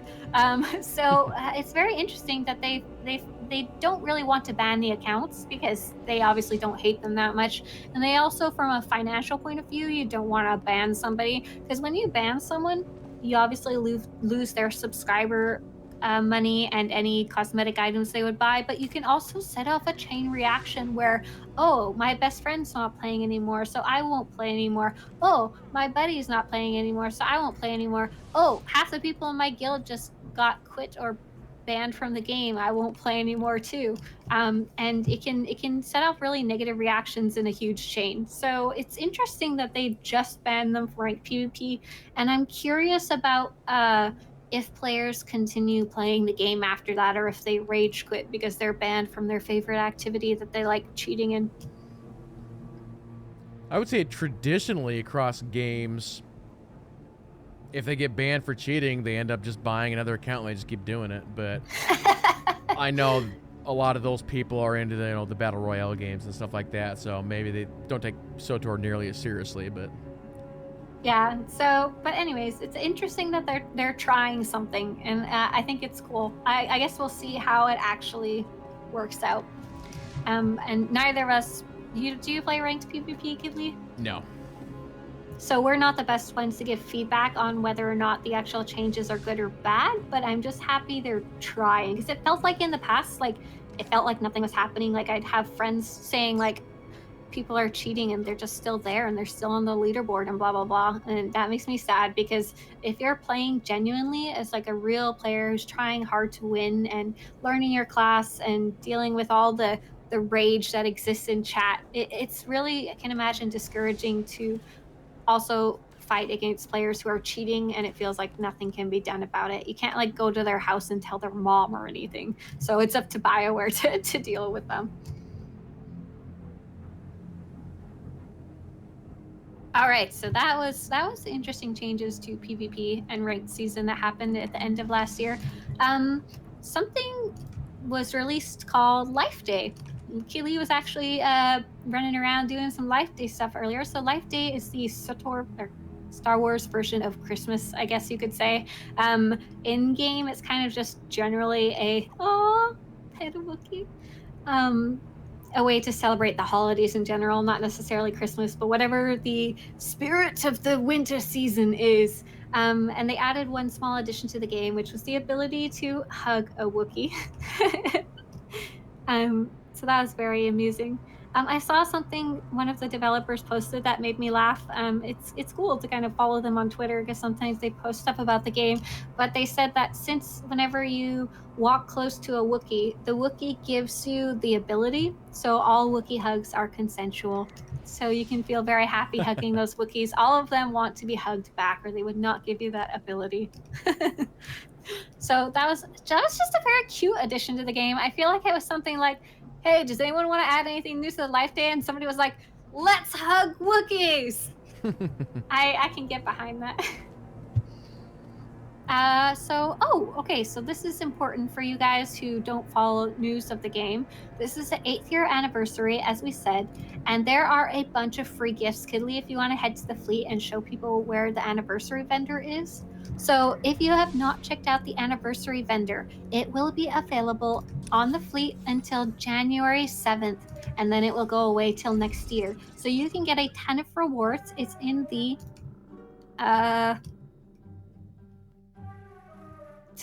I don't remember what section. I'm having a brain fart. Another quick note, since I went to Hutta real quick, since we were talking about it. There's actually 3 shards of Hutta right now on a Saturday afternoon, so that's pretty good. Yeah, that's nice. Stronghold section of the fleet. It's called the Anniversary Fender. He's near where you can buy a stronghold, so there's a bunch of terminals nearby. Yeah, he's kind of in the corner. And there is a ton of rewards that you can get that you can't get during any other part of the game and time of the game. And there's things like there's the Senya Hollow statue, which is a trainer, so you can get your abilities during any time without having to go look for a trainer. That's really nice if you're leveling a new character. There's a bunch of decorations. The newest one are some cool little tiny models of these SWTOR class ships on a little like stack. They're cute and tiny. There's some fireworks stuff. There's some silly emotes. What else is on there, Kidley? Well, the snow globes, I forget, was that the new thing this year or last year? I think the snow globes are a cartel market thing, and I think they release them every year. They're just a cosmetic thing you can buy. And if you guys, do you have a guide about Life Day up, Kidley? If not, I have a good one by a friend. I think I did one like 5 years ago. Another player called Fibro Jedi, I'll put it in chat, made a really good Life Day guide and updated it for the newest event. Ooh, that's not the right one.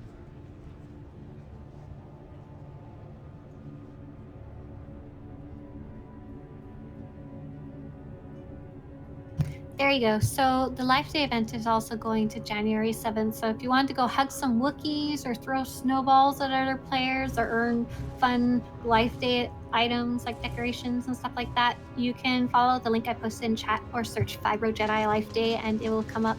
Oh, there you go. Kidley found it. Yeah, sorry, I drove by him once. For some reason, I thought he was like...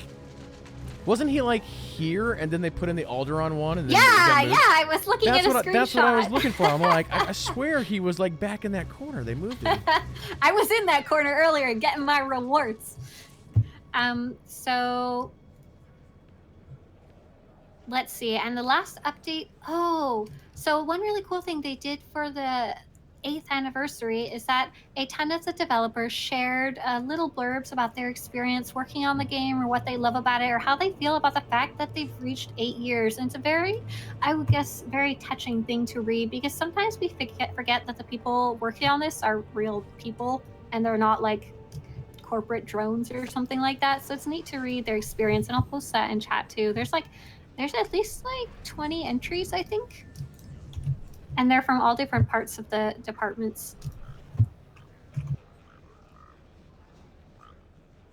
And lastly, there was some major updates to crafting because, as I mentioned, it was way too bad when it first was released. Way too bad. It was way too expensive and material heavy, and they reduced the material costs, increased the reverse engineer chances, and made it so you could get more materials more easily. So that was a very welcome update. And once they made that update, that was when I finally finished and released my guide because I was happy enough with the results of what they did. That was 2019. Congratulations, guys. It took us... Did it take us an hour and 43 minutes? Yep.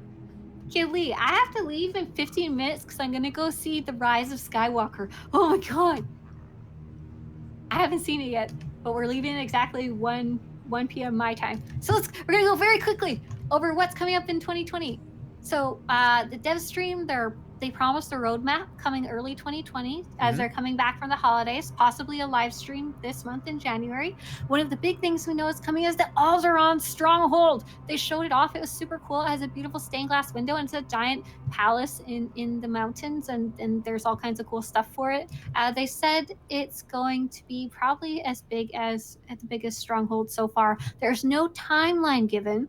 It was previewed on the PTS last month in December, and I think they're going to try testing it properly on the PTS in January, like a real PTS test. Azalori just posted a link to the Stronghold preview in chat if you want to go see it. If you didn't see it, then Kidley's going to do Q&A. I'm just going to have to go, which sucks. Sorry. Companions that were missing, Theron C. Drax made a cameo in Onslaught, and BioWare said his Alliance Alert recruitment will come in an upcoming patch. Did that happen yet? I don't think so, huh? I don't think so. So he should be coming back soon, it sounds like. Zenith is still missing, but Charles Boyd wants to bring him back eventually. Those were both Jedi Consular companions. And Charles Boyd said something very interesting on the last stream. He said, I don't have a time frame for you, but the chances are very good when it comes to having some old companion dialogue again. It's something that he's taking as a priority in the coming couple of years to get new opportunities to chat with your old companions you haven't seen in a while. So that's super cool. In update 6.1, it will include a little bit of story like Hearts and Minds, brief story update, checking in with how your alliance is doing currently, and some of the characters involved in that before we dive into the bigger, crazier stuff that was foreshadowed at the end of Onslaught. If you finished Onslaught, there was some very interesting conversation at the very, very end that is going to lead us into 6.1. I won't say what it is here because it's a huge spoiler. The ETA, the main part of 6.1, will be on the PTS in January, so it probably won't be released January. They're going to continue putting things on the PTS and then launching when it's ready instead of promising release dates. It sounds like they're kind of aiming for February, but once again, don't take that as the promise.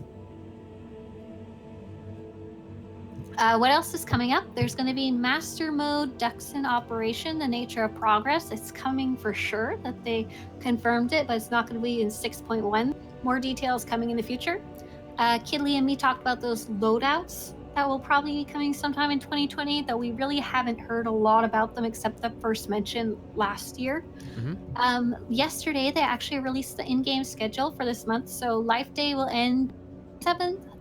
Bounty Contract Week is happening right now, too. It'll end January 7th. The Dantooine Event, if you wanted to try it out, will be January 14th to 21, and the Kree Event will be January 28th to February 4th. They did confirm that there will be no Baby Yoda in-game, but maybe we'll get a soup-sipping emote. Yeah, there's no way they can do that. No. And one of the big things that they said in the last stream is that they're already thinking and planning about SWTOR's 10-year anniversary coming up. And that like blew my mind. That's like 2 years away and they're already working on it. That's cool. Yeah. So that's everything we know is coming. Yeah. In another stream, Charles Boyd said, because obviously the next question is, are you guys going to do another expansion? And Charles said he has plans for 7.0. Yeah, so that's pretty wow. I think that also once again points to the positive future of the game, because they wouldn't say that. There's no reason to say that if it's not true. Like, if they're going to be shut down yesterday, then they would be all glum and like, yeah, we're just working on stuff for you guys, you know, not, oh, I'm already thinking about 2 years down the road. Yeah. So, Kidley, I have 10 minutes. What are some of the stuff that you think will come in 2020 that we didn't already talk about, and anything you wish for 2020? Well, I think we will see that loadout system. And I think they will continue the Onslaught story this year. It'll be probably, you know, we won't get an expansion in 2020, but they'll do some pretty big patches. And they'll probably do some... Why do you think we're not going to get an expansion? What's your reasoning? My reasoning is that apparently, and this is what I've been told. Obviously, when we have these cantinas, there's a lot of people that can talk with the developers, right? Yeah, there was 10 last time. They brought 10 developers to the event. That was pretty funny. So... cool. And I don't know if I should say who it is off the top of my head or just in general, but basically Keith was telling people at the last cantina that the Onslaught stuff is going to be 18 months long. Oh, wow. So that we won't see an expansion for at least 18 months. Year and a half, yeah. That's crazy. I didn't know that. That's interesting. I want solid sources, Kidley. But if it came from Keith, they were joking last stream that Keith is the lead producer of the game. He seems really cool, but they try to not put him on stream because he'll sometimes reveal stuff he wasn't supposed to say. But it makes sense for... Probably. Yeah. It makes sense for what they're trying to do. So they just released the expansion, and so basically for the next...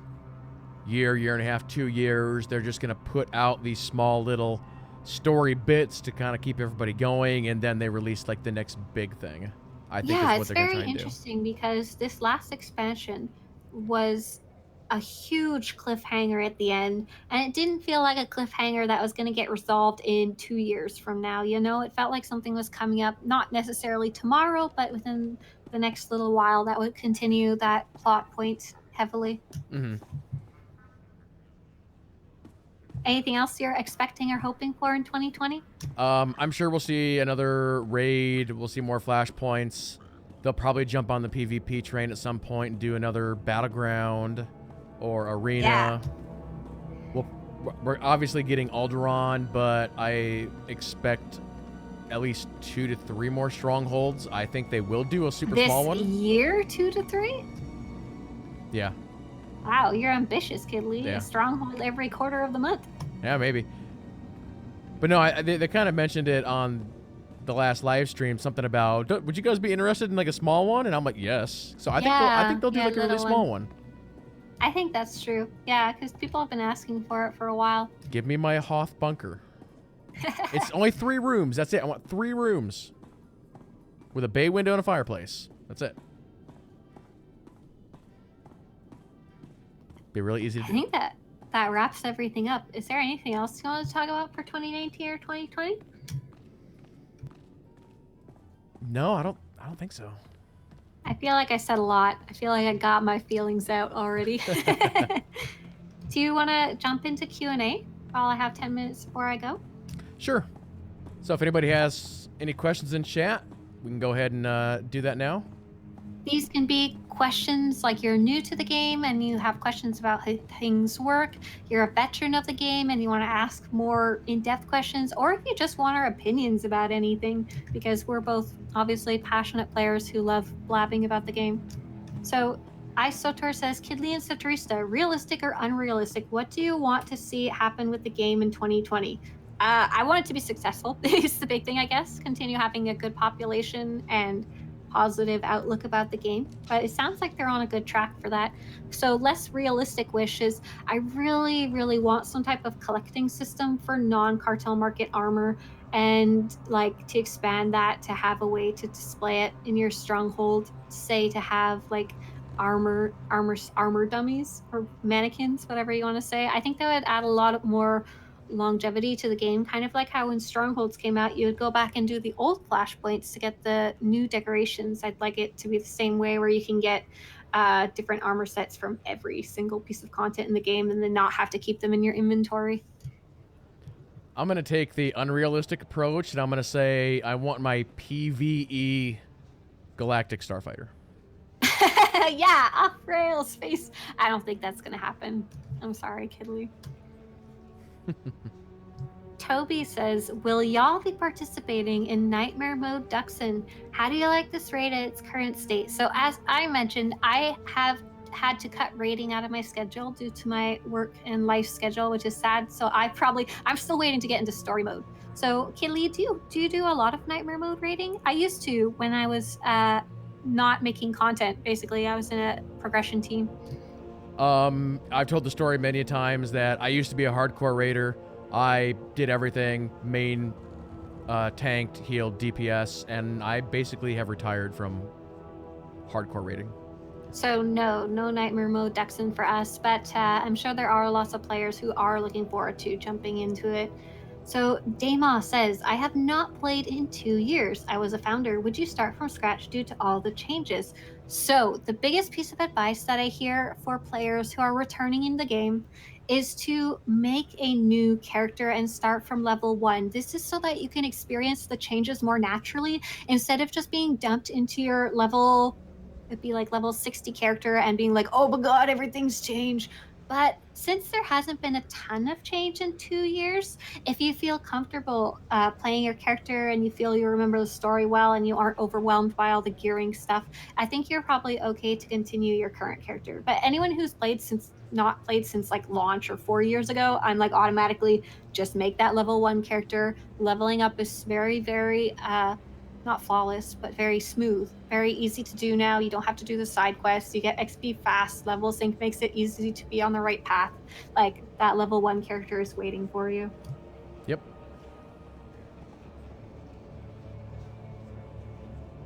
So as Lori said, both of you, what are your favorite memories from 2019? I was trying to think of that and I just kept getting stuck on Star Wars Celebration. All of it was amazing.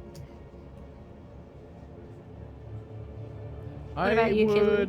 Yeah, I would agree with that. I think just the announcement of that new expansion and everything that went along with it was absolutely amazing. Imlad Morgul says, I want a pod racing type of content against other players. Very interesting. The developers also wanted this, but they found out it's not something that would be able to function in the game because of something called desync. Basically, the travel time between what you do and what shows up in game for other players. So sometimes you'd look like you're in first place, but you're actually in last, stuff like that. They actually put the little bit of pod racing testing they did into the game. So if you've ever done these Zyos dailies and got to run around the little speeder with the boosts, that was a prototype of the pod racing. Kidley and Swtorista from Datsuna. If SWTOR was to start releasing books again, who would you like one to see featured? Oh, that's a good one. So we have Malgus already. We have Revan. We had some good Theron Shan Timon. We had some Satil Shan Timon. Off the top of my head, I can't remember who else. I would actually like them to do some more stories on the book characters that we already know. So you've got Satil's Padawan. It's like, let's do a new book on him. There was a trooper girl named Lorin Moxla. Let's like do something with her maybe.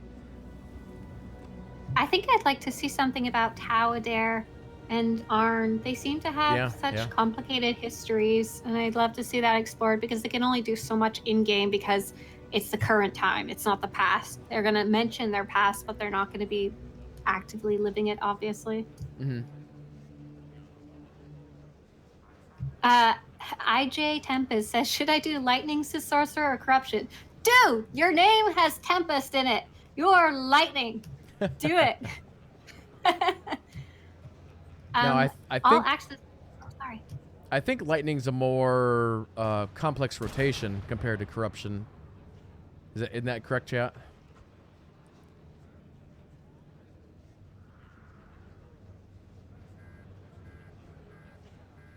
Okay, cool. So, All Access says, will Malgus remain the big bad, or will another threat emerge? I think this was very hinted at in the end of Onslaught. So I'll keep it spoiler free, but Malgus is not the big baddie. Yeah, I mean, obviously, big baddie, that is your point of view, of course.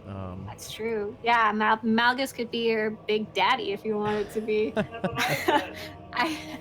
SWTOR says, biggest quality of life improvement you want to see, not including loadouts. Like I said, I want something for armor. I would like, I know it's not going to happen because it's a huge project, but I'd like a better style of tutorials to teach people in-game, because the ones that are there are literally garbage, but the ones that would be actually useful would require so much work that it wouldn't even be worth doing. So that's what I want to see, but it's not going to happen. Trying to think what my answer for this would even be, because it seems like a lot of the things that we want, they have done. Yeah, I definitely agree with that. Absolutely. There's been so many quality of life updates over the game's timeline. I'm pretty happy with them. I mean, I don't know if this really counts, but I would think, I would say my answer is I just want the game to run better. But I don't know if that's really a quality of life. They're trying on that. I'd say less lag is quality of life. And they have made improvements to that to make it run better over the years too. Yeah. It's just they can only do so much with what they got. Genghis Obi-Kwan. Will speeders ever get faster? I feel like I'm traveling in mud. They actually wanted to make them even faster, but it's a technical limitation. I think it would cause too much lag or something if they went any faster. Yeah. It's the same reason we don't have flying mounts, basically. Yeah, they'd have to redo the game from scratch for flying mounts. R2D2 ARM said Celebration was a highlight. Let's hope we get another booth for SWTOR this year. And we have applied again, and we are waiting for February to get a answer. Let's see. Jawa High Five. Killian Swtorista, I'm hoping for at least one fancy Warzone that isn't Hutball and comes with up-to-date multiplayer game design and polished performance. Sorry. Oh, I'm totally down for that. I want to see them do something new with PvP. I know there's a lot of people that really love... Oh, that's the wrong quote. I know there's a lot of people that really love Hutball. But yeah, I want to see them do something new and different. Something different. Star Wars Rock says, how come no one has done the guide for Carnage Combat, Marauder, Sentinel? So I'm working on the Ultimate Guide of Guides, a list of all guides by all SWTOR players ever for 2020. I'm hoping to post that on Tuesday. But from what I understand, the reason no one's done a guide is because it's essentially the same as 3.0. Like, it hasn't changed in the last 3 years. Whether that's true or not, I don't know, but that's what I've heard. SWTOR says... Sorry, go ahead. It seems to me that Volk and Zamzam are kind of the two... Yes. That are doing those. They have taken up the mantle that Dolphy has unfortunately left behind. I'm so proud of both of them. They are kicking ass for guides. They are, if you are a guide writer, definitely go talk to either of them. They're both very nice and work really hard. So if you want to release a guide, you can talk to them and they'll help you publish it. You just have to do the hard work of actually writing it. I think Volk is actually, you don't have to write it yourself. If you're willing to work with him, he'll help you write it. SWTOR says, how do you think the revamp of Anthem will affect BioWare's resources for SWTOR going forward? I have to go, Kidley. Thank you so much for the stream. I'm gonna go watch Star Wars now. Absolutely, yeah. Have fun. You'll have to let us know what you think about it. Happy New Year, and Happy New Year, chat. So Kidley is going to stick around with you guys. So keep asking your questions, and he'll answer too. Yep, we'll keep doing some more Q&A. But yeah, Swtorista, once again, thanks for coming out and doing this. Always glad to have you. Thank you. It's always so fun to come on with you and talk to chat. I'll see you guys later. Bye. All right, thanks again. See you later.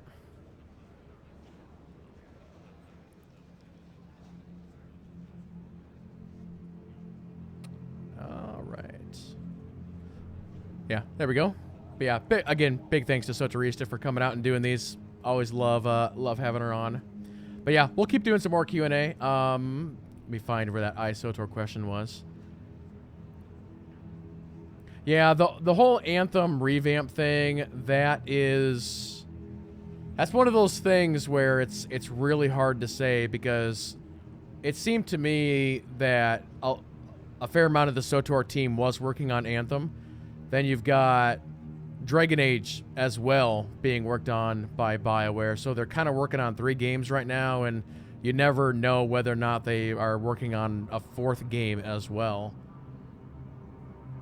And going back to the 18 months comment that I had earlier, I think that might be one of the reasons. But in the end, we don't really know. So what I'm actually going to do here super quick, guys, before we continue the Q&A, is I need to step out for just a second. So if everybody wants to get up and stretch, we shall reconvene in like 2 minutes, and we'll continue this.